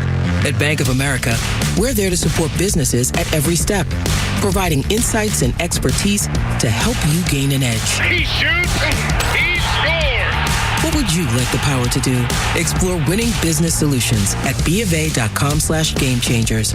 Bank of America, official bank of the FIFA World Cup 2026. You know how Jimi Hendrix became a superstar in 1967? This day, it was his debut at the Monterey Pop Festival. At the end of his set, Jimi Hendrix set his guitar on fire and was an overnight superstar at first performance. Hey, holy crap, it's sports and Pete Davis. Braves-Giants game in Truist Park postponed tonight due to rain, rescheduled for August 31st. Matt Olson played a little right field last night. Did you see that? I did not see that. Oh. He's an athlete. Excellent. I'm telling you, outstanding. The Brewers in town for 3 starting tomorrow night. Phenom Jacob Misiorowski on the mound for Milwaukee. Guy throws over 100 miles per hour like the entire night. Yeah. He's 8-2. How the heck has he lost 2 games? Has a 1.34 ERA. We had hoped for a matchup of him and Chris Sale. It seems it'll be Martin Perez instead. A 1 point something here. He throws 105, like 50 out of 58 pitches or something. It's unbelievable. He did last week. What he did to the Phillies was one of the greatest pitch games of all time. And the thing moves. I mean, I don't know how the umps get it mostly right. Seriously. Michael Harris II can rest his sore lower back another day. That's good news. Braves lead down to 6.5 games over the Phillies. The Giants still in 4th place in the West, 16.5 games back of the Dodgers. MLB has a new proposal for the Players Union with at least one sweeping change. No more high school draftees. Oh, really? Yeah, plus a shortened 20-round draft to just 12 and a new international draft. Baseball America predicts this is a massive financial benefit for the owners, not so good for the players. What a shock. College players will only be eligible after their sophomore year to be drafted, and the bonus pool will be cut by $159 million. Wow. Is this a done deal? I mean, are they just talking about it, or? Well, I mean, we're heading. Wow. Tom Glavine thinks we're heading for 94 all over again, so we'll see. Oh, boy. Hope not. There's only one SEC team left in the College World Series. The Sooners eliminated the Bulldogs 11-4 to knock UGA out. The Tar Heels leveled the Mountaineers 12-7 to advance to play Oklahoma this weekend in the finals. UNC is seeking its first national championship in baseball. It's 12 appearances there entering this year, tied for the second most by the team without a title. Jason Walker and Dasan Harris each hit 2 home runs. Trey Gamble also went deep to lead Oklahoma. The Sooners will be playing for a 3rd national title in baseball. Experts said the Dogs' vaunted power would calm down in the big park in Omaha, and that was true. But Oklahoma's 5 homers were a season high. OU has hit 43 of its 91 dingers in the past 16 games, including 26 and 10 NCAA tournament games. The Bulldogs arrived at the CWS leading the nation with a program record 174 homers, was in the top 5 with 9 runs per game, a .326 batting average. But they averaged just 4 runs per game and batted .183 in Nebraska. Daniel Jackson, who won the Dick Hauser Trophy as the nation's player of the year, batted .157 with a home run Monday that gave him 32 for the year. It was a great season for Georgia, so they got to be proud. Congratulations. We've all seen those funny videos with someone working out with one of the big rubber bands, gets smacked in the cojones when it, lets go. It's happened again. Tigers outfielder Winsil Perez injured in a freak accident. He was hit in the face by a resistance band in the training room after Tuesday's game against the Astros, saying it snapped off the hook where it was connected, hit him just below the left eye, the manager A.J. Hinch said. But he's only batting .180 with 7 homers and 17 RBIs, so maybe this incident will help him snap out of his slump. Keep the other eye on the ball. I don't know. Snapped out. I'd avoid playing him in any rubber games. Well, he'll bounce Detroit back. is already stretched too thin. Yes, he'll say. Here's hoping he bounces back soon. The Falcons have signed Australian punter Matthew Hayball after a 2-day tryout during the team's mandatory minicamp. He's been designated as the team's exempt international player, which means he will not count against the team's 90-man roster. Born in West Adelaide, Hayball played college football at Florida Atlantic and Vanderbilt. He played in all 17 games for the Saints during the 24 season, averaging 44 yards per punt. Led the NFL with 41 punts downed inside the 20-yard line, and not only 3 kicks result in a touchback, one of the best figures in the league. Wow. I'd never heard of the guy. Wow. I don't know. Excellent. All right, time for your World Cup news. I know this is what you've been waiting for. Well, you got to love the World Cup. Canada ain't messing around. No. Right after telling a suspected serial rapist soccer player he could not come into the Great White North, they've now denied a suspected match fixer entrance into our neighbor to the north, too. Ivory Coast striker Ili Wahi, who is being investigated into a game fixing back in France, has not been authorized to travel to Canada for his team's next match against Germany. Well, begs the question, why is he here? Yeah. Yesterday saw the Austrian horse trainer spank the Jordan Almonds 3-1. A shocker is the Congo line tied Portugal 1-1. The English colonizers doubled up Croatia 4-2. Ghana scored in stoppage time for a 1-0 victory over the Panamanian ditch diggers. And Uzbekistan 3-1. Sofia Vergara had one of the Colombian goals. I don't think she. During that game in Mexico City, Fox color analyst Warren Barton was showered with beer by the fans. Then a bottle rang down from the stands and bloodied his forehead. Jeez. The former Newcastle United star took it in stride, though. Yeah, did he? Today in Atlanta, Chechia scored early. The South African Elon scored late. A 1-1 tie in the bins. 1-1 The tie. Swiss Cuckoos clocked Bosnia-Herzegovina 4-1. And the good news for Switzerland, William Tell scored a hat trick. The bad news, his son suffered an injury. Well, now I don't really think those are the names involved. That's a historical joke. Historical joke, Just not a hysterical. Matthew wouldn't have got, because that's, old-timey, so we don't, modern. That's, yeah. Yeah. The Canadian Bacon take on the Qatar Quitters in a few minutes. And the Mexican Tortilla Folders against the Korean Chosen Ones. Oh, the Chosen. The Chosen Reservoir ones, yes. Very good. Very good. Yes.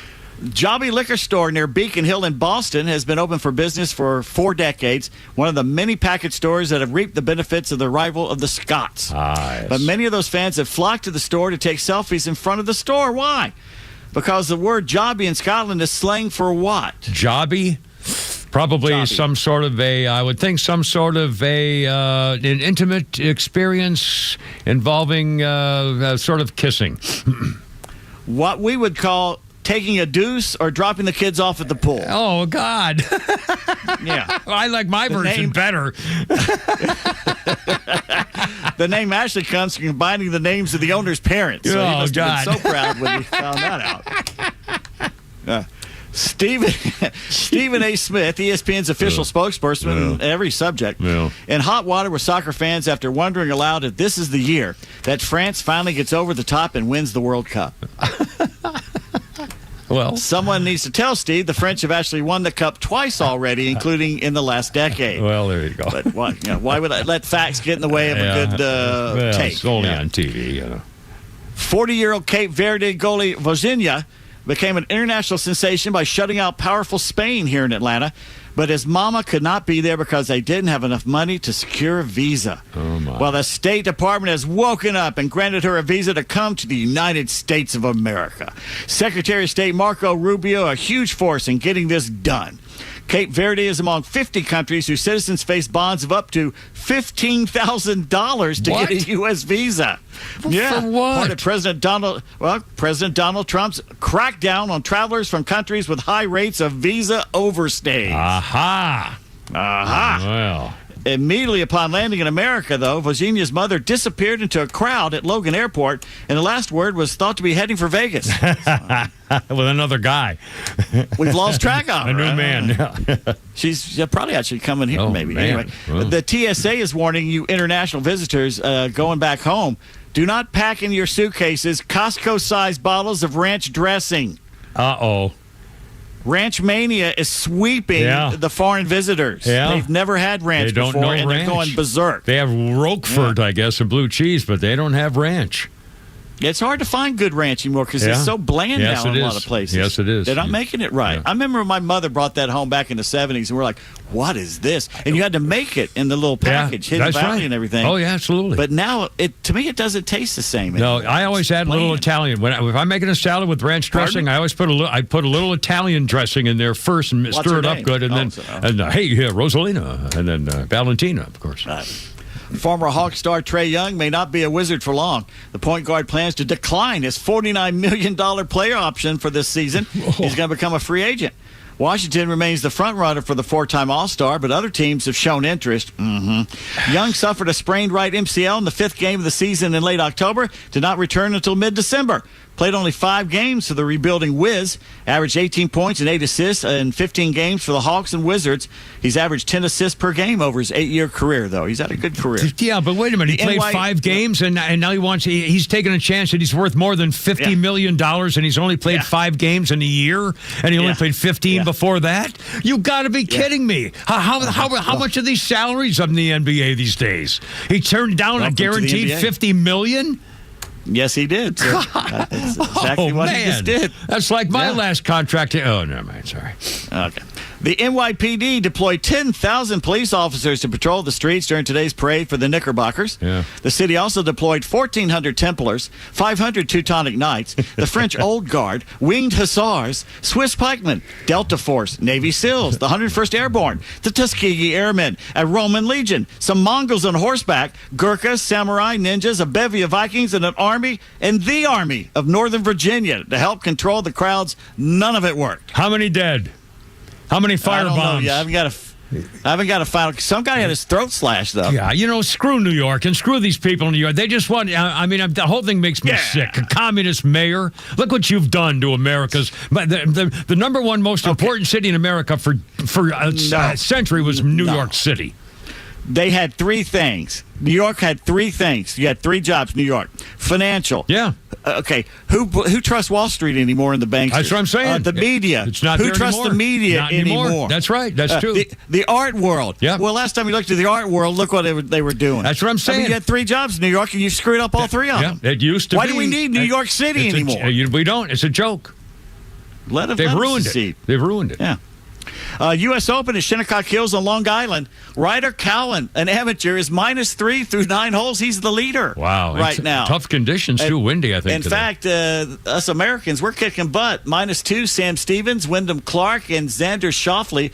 The next furry foreigner is Rory McIlroy at Northern Ireland. He's -1. So is Swedish Ludvig Åberg. And then after that, you got Max Greiserman and the rest of those guys. Yeah. And again, it's the U.S. Open, so nobody's going to be going, 8 under on this round today, I guarantee it. Yeah. June 18th, 1936, the first traffic court in America to handle Watt vehicle is established in Racine, Wisconsin. It was the horseless carriage. It was a traffic court for bicycles. And what was the speed limit, I wonder? I don't know. 1938, knowing he will not be considered for the manager's job when Burley Grimes retired at the end of the season, Babe Ruth accepts GM Larry McPhail's offer to coach first base for the Dodgers. The Bambino will quit at the end of the season, severing his ties with Major League Baseball when team captain Leo DeRocher becomes the skipper of the Brooklyn club. 1940, Dodger Ducky Medwick, acquired in a trade less than a week ago, is beamed by former Cardinals teammate Bob Bowman and needs to be carried off on a stretcher. Oh, man. Brooklyn president Larry McPhail accuses the St. Louis pitcher of deliberately beating Medwick because the two had gotten into a fight in a hotel elevator before the game. Sounds fair. They played rough back then. 1960, U.S. Open men's golf at Cherry Hills. Arnold Palmer stages the greatest comeback in tournament history, erases a 7-stroke final round deficit to win his only U.S. Open title by 2 strokes ahead of Jack Nicklaus. Jack Nicklaus. Jack You Nicklaus. are being correct, sir. Yeah, and Jack Nicklaus was an amateur in 1960, by the way. Yeah, go ahead. Yeah. Fat one, too. Yeah. 1961, Eddie Cadell, the 3'7" midget, made famous by Browns owner Bill Veeck, who got him to lead off in a 1 at-bat in the 1951 game, found dead lying in his bed with bruises on the left side of his face after coming home from a Chicago bowling alley. Ooh. They said he had been mugged. Bob Kane, the opposing Tigers pitcher who issued the base on balls in the infamous stunt, the only person from Major League Baseball to attend the funeral of the 36-year-old man whose cause of death will be determined the result of a heart attack. Wow. 1967, Red Sox third baseman Joe Foy, I've got his baseball card when he was with the Senators, is spending the night with his parents before a series with the Yankees. Lucky for them, as Joe helps his parents get safely out of a burning building in the Bronx. The house blaze basically loses a lot of his souvenirs for the 24-year-old, which is rather sad. Yeah. 1967, U.S. Open men's golf at Baltusrol. Jack Nicklaus shoots a final round 65, a new tourney record 275, 4 strokes ahead of. Don't know. I have no idea. Arnold Palmer.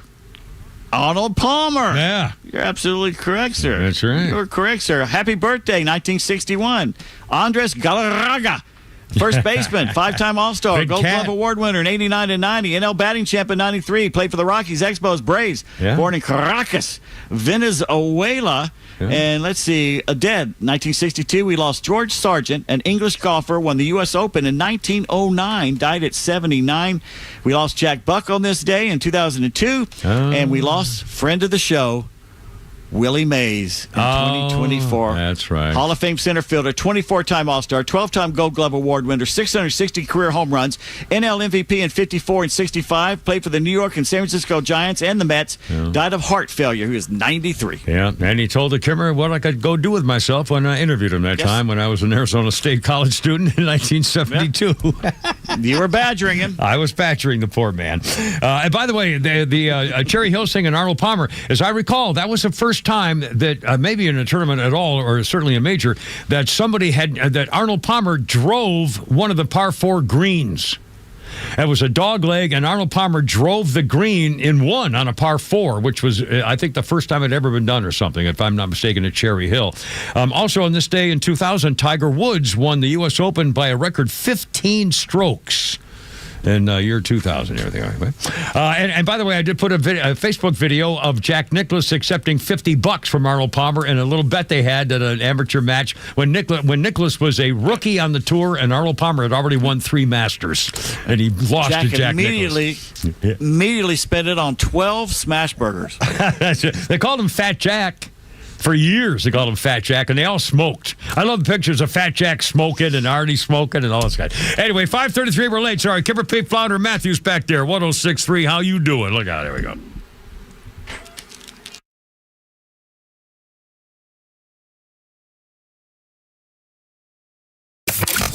Start your day with Tug and Los on the Morning Extra from 6 to 10. Then it's Glenn Beck, Clay and Buck at noon, and the Kimmer Show on your ride home from 3 to 6. And hang out every night for Jesse Kelly at 6 and Jimmy Fela at 9. And stream it all live in crystal clear HD on the Extra 106.3 app.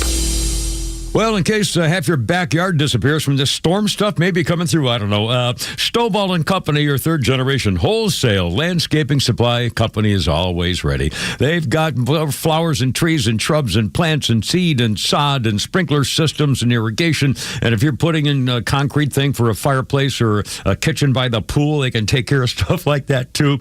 11 locations, and you say you need it right now, direct job site delivery, no problem. Their name's on the door. They got there. I mean, they go above and beyond. And if you need something really special, I love saying this, they'll tell you where else to get it if they don't have it for you. It's incredible. StovallInc.com. Commuting every day? Well, the 2026 Toyota Camry is now all hybrid, which means for you up to 53 miles per gallon in the city. An easy way to cut those fuel stops without giving up comfort. At Marietta Toyota, every new Toyota includes our nationwide lifetime powertrain warranty, unlimited time, and unlimited mileage for as long as you own it. And we're voted Best of COP for 2026, Best New Car Dealership, and Best Service Center for well-qualified buyers. 6.49% APR for 72 months is available on the new 2026 Camry hybrid through June 30th. Non-Toyota owners may qualify for a $1,000 Camry Conquest bonus cash, no trade-in required. Remember, visiting us on Cobb Parkway South means you're going to get the best deal possible. We're just north of Truist Stadium. Marietta Toyota since 1975. We've been here and we'll be here for you. 6.49% APR for 72 months with approved credit through Southeast Toyota Finance. Not all buyers are qualified. $1,000 Conquest for eligible current non-Toyota owners. Must finance and lease through Southeast Toyota Finance. No trade required. And 6/30/2026. See dealer for details. All prices exclude tax, tag, title, and include $699 dock fee and $257 electronic tag fee. Don't believe this nonsense you see on TV commercials about how uncomfortable a CPAP mask is. Take it from me. You wear one, especially the nasal pillow I use, for one night, and you will fight anybody that tries to take it away from you. But if they do take it away from you, you can get more at cpapsetc.com, cpapsetc.com, with a store in Alpharetta, same-day shipping. To your health, cpapsetc.com. In December 1947, a meeting in Daytona Beach changed racing forever. From street-driven stock cars, NASCAR was born. An exciting exhibit from stock cars to race cars showcases 7 generations of NASCAR. Cars raced by Richard Petty, Junior Johnson, Bill Elliott, Jeff Gordon, Dale Earnhardt Jr., and more. On display June 2nd through September 27th only at Savoy Automobile Museum in Cartersville. Get tickets online at savoymuseum.org. Buy gold and put some silver in your pocket. I know what you're thinking. Everything's expensive right now. How am I going to buy gold? It's Ron Paul. Nowadays, a lot of things are out of your control, but there is something you can do right now to diversify your retirement, and it doesn't cost you anything out of pocket. My friends at Birch Gold Group will help you convert an IRA or 401k into an IRA in gold, a time-tested hedge against inflation. Plus, in honor of America 250, Birch Gold is going to give you a special America 250 1-ounce silver round for every $10,000 you purchase by July 2nd. Text the word SHELTER to the number 989898 to get a free info kit from Birch Gold and claim eligibility for this limited time offer. Again, text the word SHELTER to 989898 today. Here we go. Everything's good. All set to go here. Fleetwood Mac. I got a bunch of their Fleetwood Mac songs on my magic music stick, and I listen to Christine sing me home every night.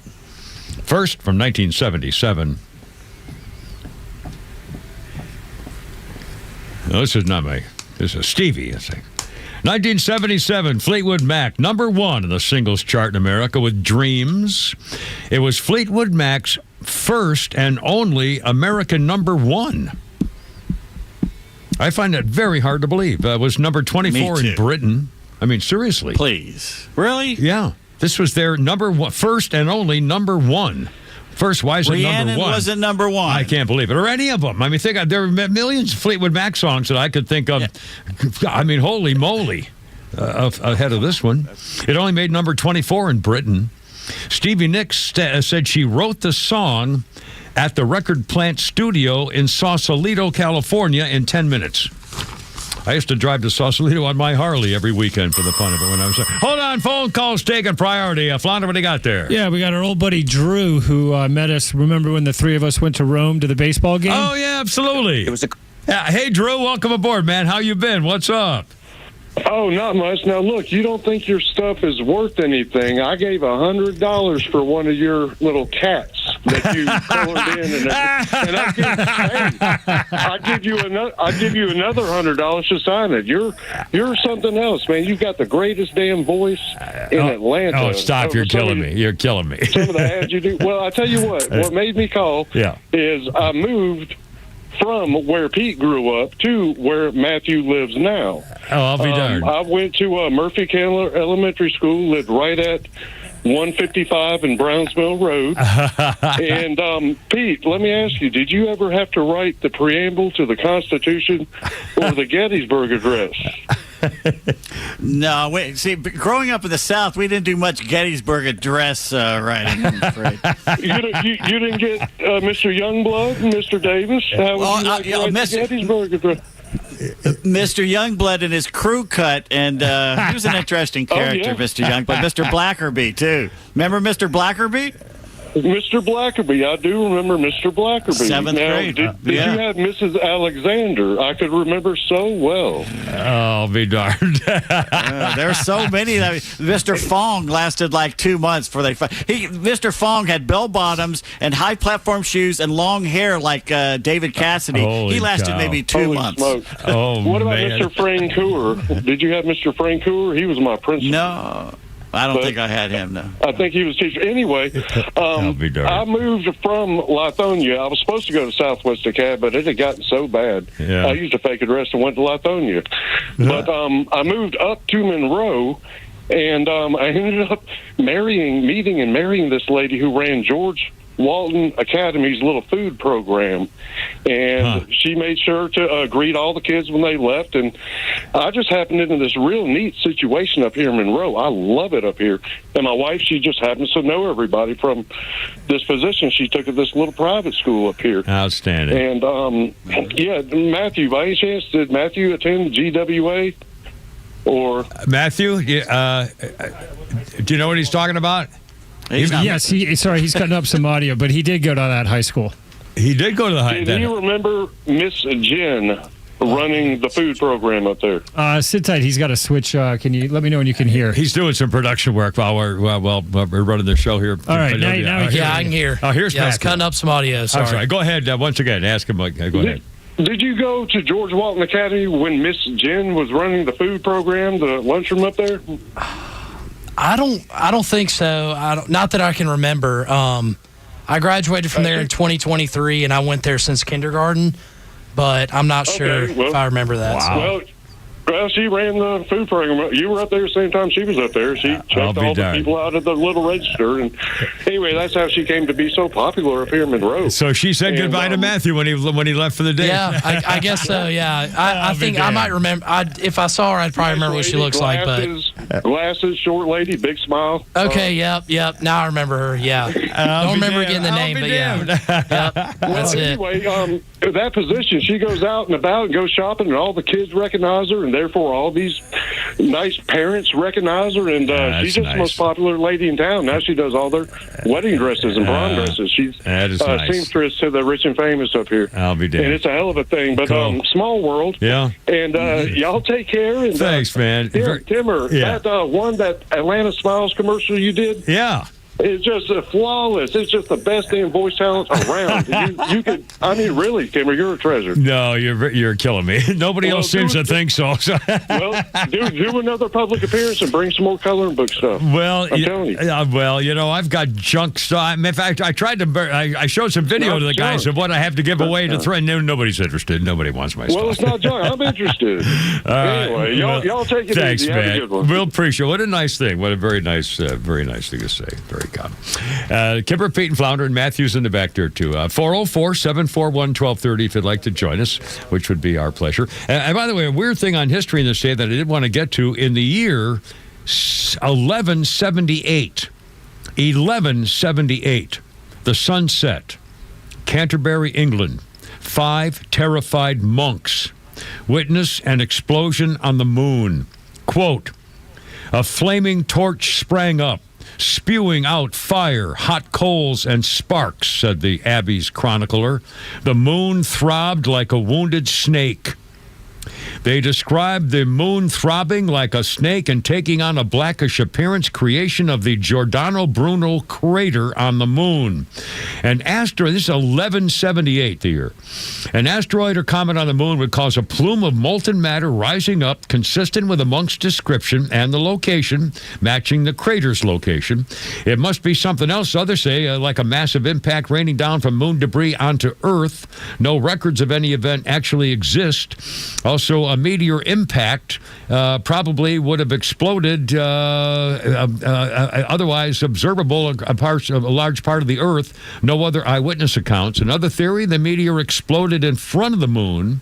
From the Earth, this would have looked like the moon was exploding, and would explain why the event was not widely observed and only observable to a small area on Earth. But the monks saw it in 1178. The moon exploded. Very, very. Wow. Same. Kevin, Pete, and Flounder also going. I know. All right, listen, I'm going to do this again. It's kind of a funny thing. We have some audio of a video. There's the guy on CNN. I can't remember his name, but I love it when he comes on CNN and he embarrasses all the people who hate America on CNN because he keeps showing how badly the Democrats are doing in the polls and how much the Republicans are doing well in the polls and all these various categories. And as we have 4th of July coming up here pretty soon, there's a new poll from a non-political organization called PRRI, and they have found that about 15 years ago, 10 or 12 years ago, 81% of Americans say they are extremely proud, very proud, extremely proud of America. 81, now it's 50. And if you break it up by geographical things and political things, it's even worse. It's even worse. Here's a guy from CNN describing some of the elements of this poll to show how far we've fallen from caring about our own country. Flounder, if you will. CNN. What does July 4th mean to you? Celebrate America, friends and family time. Among Republicans, what do you see? You see the clear majority say it's a time to celebrate America, 65%. Among Democrats, however, the plurality disagree. Look at that. What do you see? Friends and family time at 42% versus just 24% who say that what it means most to them is to celebrate America. America. What do they say about the flag? Even on the basic level of flag, look at this. Look at how we have an increasing polarization on this issue. We'll display the flag on July 4th, the American flag. Back in July of 2001, look at this. You had 68% of Republicans, 65% of Democrats saying that they would, in fact, display the flag on July 4th. You come over to this side of the screen, Republicans basically are where they were 25 years ago, right? 64%. But look at that Democratic percentage, absolutely plummeting. Just 27% of Democrats say they will, in fact, display the flag on July 4th. What about this idea? Are you proud to be an American? Extremely or very proud to be an American? Again, look at this divide, a growing divide on this question. Back in January of 2001, 90% of Republicans, 85% of Democrats. This was after a very contentious 2000 election, keep in mind, right, with George W. Bush coming into the White House. You come over to this side of the screen in 2026. Look at this. Again, the Democratic percentage absolutely plummets to just 29% of Democrats say they're extremely or very proud to be an American. That Republican percentage, the exact same, 90 and 90. The Democratic percentage, what is that? That's basically a third of the level that it was just 25 years ago. It's really depressing. Embarrassing. It is embarrassing for Democrats. Yeah, it is.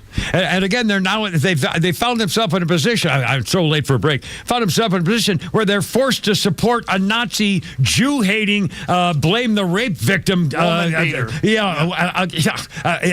Just unbelievable. Give her Pete Flounder and Matthew back to her. Here we go.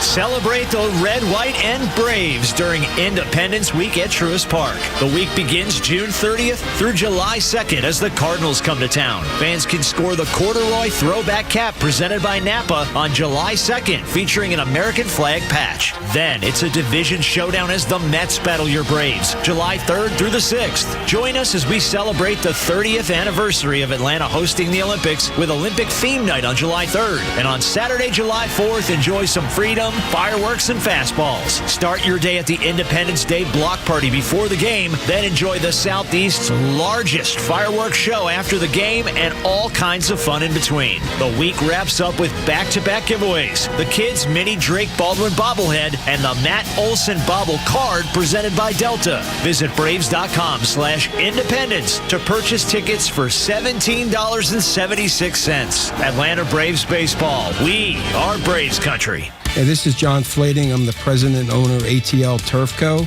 We are a family-owned, operated, independent local company. We have over 15 years of artificial grass design, installation, and sales experience. From premium artificial lawns and backyards, custom putting greens, sports fields, hardscape, drainage. We do both residential and commercial.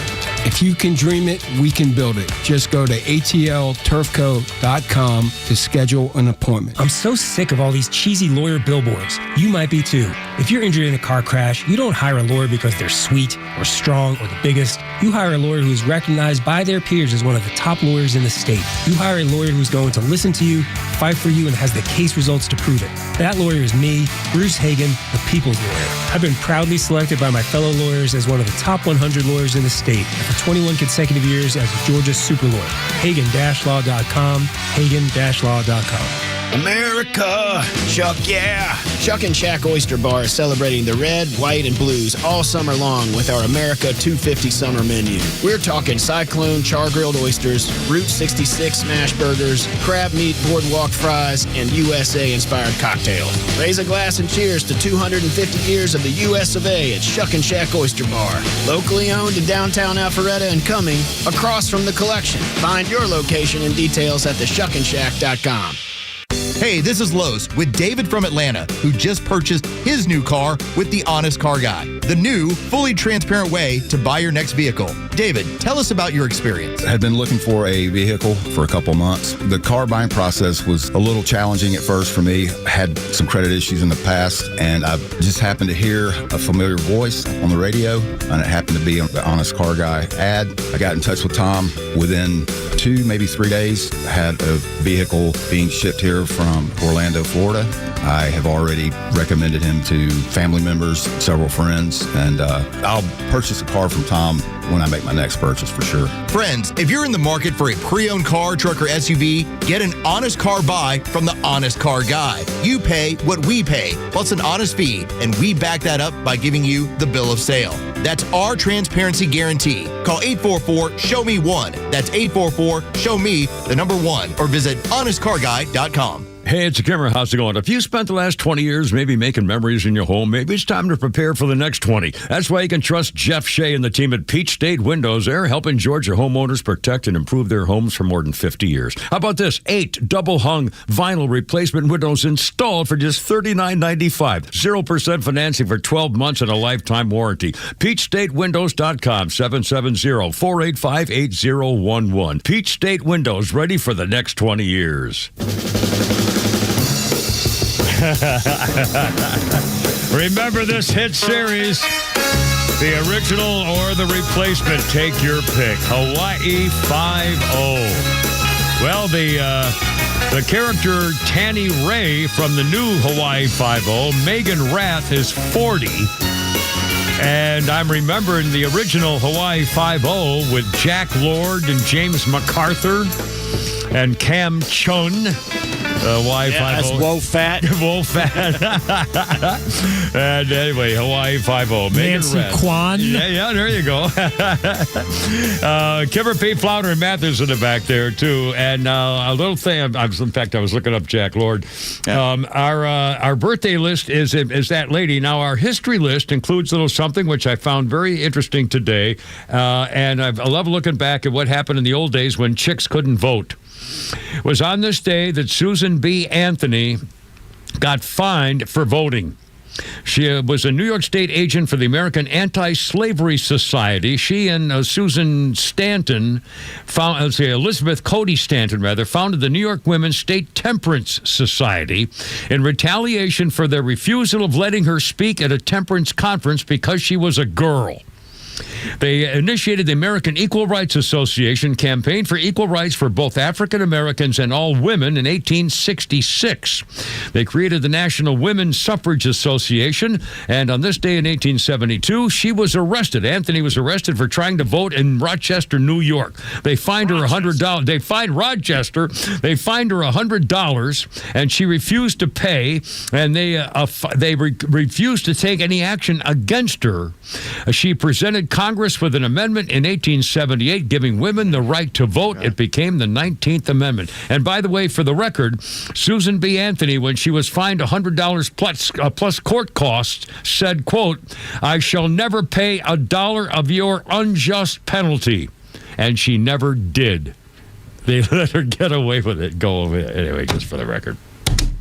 Now, a quick, more on Putty Tat. This is freaking out. What's that? What do you got there? All they had to do was tell her to calm down. Yeah, just calm down, honey. Baby. They love that. You know, and the other thing that they really love is when you take your index finger and you kind of put it under their little chin like this and just kind of cut their chin up and say, "It's going to be okay, sweetie." But here's something else you don't say to a woman when she's telling you about her troubles. Yeah, her troubles. Because I made this mistake once. Yeah. It was two women telling me about their troubles. Yeah. And I just looked across the table there at Manuel's and I said, "Buck up." Hey, take a look, man. That did not go well. Yeah. Well, remember that some of because Putty Tat's opening his new presidential crematorium and mausoleum tomorrow, and the other living Biden's going to be there, and Clinton's going to be there, and George W. Bush is going to be there, and already Putty Tat has already made speeches today, and he's already dedicated his presidential center in Chicago, saying the American founders, the people who founded this country, fell short of the Declaration of Independence promise. He said, Obama today, "The success of this experiment was never a given. In forming our union, the founders fell terribly short of the Declaration's promise, leaving slavery intact, allowing states to restrict the franchise to white men who own property. But in drafting a Constitution and Bill of Rights, they had the foresight with a framework, but they fell so much short." You know, the guy can't stop. He's also got 4 houses and $100 million in the bank. Yeah. I mean, bitch. And his claim to fame that he was a community organizer. before they heard him speak at the Democrat National Convention and then said, hey, this guy speaks like a white guy. He seems pretty clean cut. Wasn't it Biden who said he looks really good for a black guy? Seems pretty clean cut for a black guy. Pretty clean. Yeah, pretty clean for a black guy. Yeah. God, anyway, Putty Tat, his thing tomorrow. I can't wait to see it. And by the way, the New York Knicks are going to be we're invited to the White House. Their owner's an old friend of Trump. Okay, here's my question. Do you think they're all going to show? Not all of them, no. You think the Knicks are all going to show? What's the over-under on number of Knicks players who will not go to the White House for racial and political reasons? And do you think there will be any bad behavior if they do go? No. Or any rude behavior? Probably not that. But I wonder how many people are on. I don't even know how many players are on an NBA team. 12 or I don't even know. 15. How many players are on an NBA team? Oh my God, I don't know. Hey, Grok, I got to work Grok on here. Anyway, I wonder. I'll bet it's like 15, maybe 12. You got to play 5 against 5. What is it? What is it? 15 active players. Oh, so Matthew's back there helping out? Yeah, so 15 active and 2 on three-way what? 3 ways. No, 2 on three-way contracts. There you go. Okay. Well, that's all right, yeah. Anyway, so that's a scoop on that for the record. Scumbag. Oh, by the way, one quick update on the bungee jumping girl, the teenage girl or 20-year-old girl who, her name is Maria Fuentes. She was 21. She did the bungee jumping thing in Brazil, and they hoisted her up like an arrow on a bow and threw her to her death because they didn't attach the cord. She was 21 years old. She paid $35 for the rope jump and an additional $30 to carry the small camera to record the 360-degree video, the GoPro camera attached to her so she could record her event the whole way down. An exciting thing. Well, guess what? When they killed her, somebody swiped the GoPro camera. It's gone. It's missing. They showed it on her. We could see on the video she had it with her to record her experience. And then somebody. Wouldn't the impact have slung it? No, somebody took it. They saw somebody take it off her dead body. Pretty disgusting. Hold on, one more Flounder's funny. So we got to read one Flounder here with that. My dad wore my mom's pants to a funeral. For God's sake. That was the day that I was like, look, we can't listen to this guy no more, We got to go get him. He doesn't know what's happening. It usually starts happening when you start doing the holidays at your house instead of your parents' house. That's when it starts happening. And so my parents, once we did that, they downsized into a 2-bedroom townhome.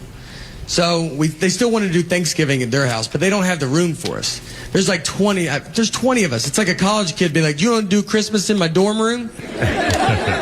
There's a table for 4, and then they have to put a train of TV trays and nightstands that just weaves down this hallway. And you're sitting on stairs. We made the kids go eat in the car. They're just going to go back in the car. You can't even eat inside. My mom didn't have ketchup. I was like, everybody just has ketchup. It just comes in houses. If I went to some alcoholic's house, he would have ketchup. His whole family would be gone. But I would say, do you have ketchup? He'd be like, I'm not that gone, man. Nate, for God's sake. All right, Matthew, welcome aboard, my friend. And Pete and Flounder, we'll do it all again tomorrow. Let it rip Friday. In the meantime, Christine, sing me home, baby. I gotta go. You're killing me. Look out. The Kimmer Show is live on your ride home on WFOM and W292 EV Marietta, a Dickey Broadcasting Station. Extra 106.3.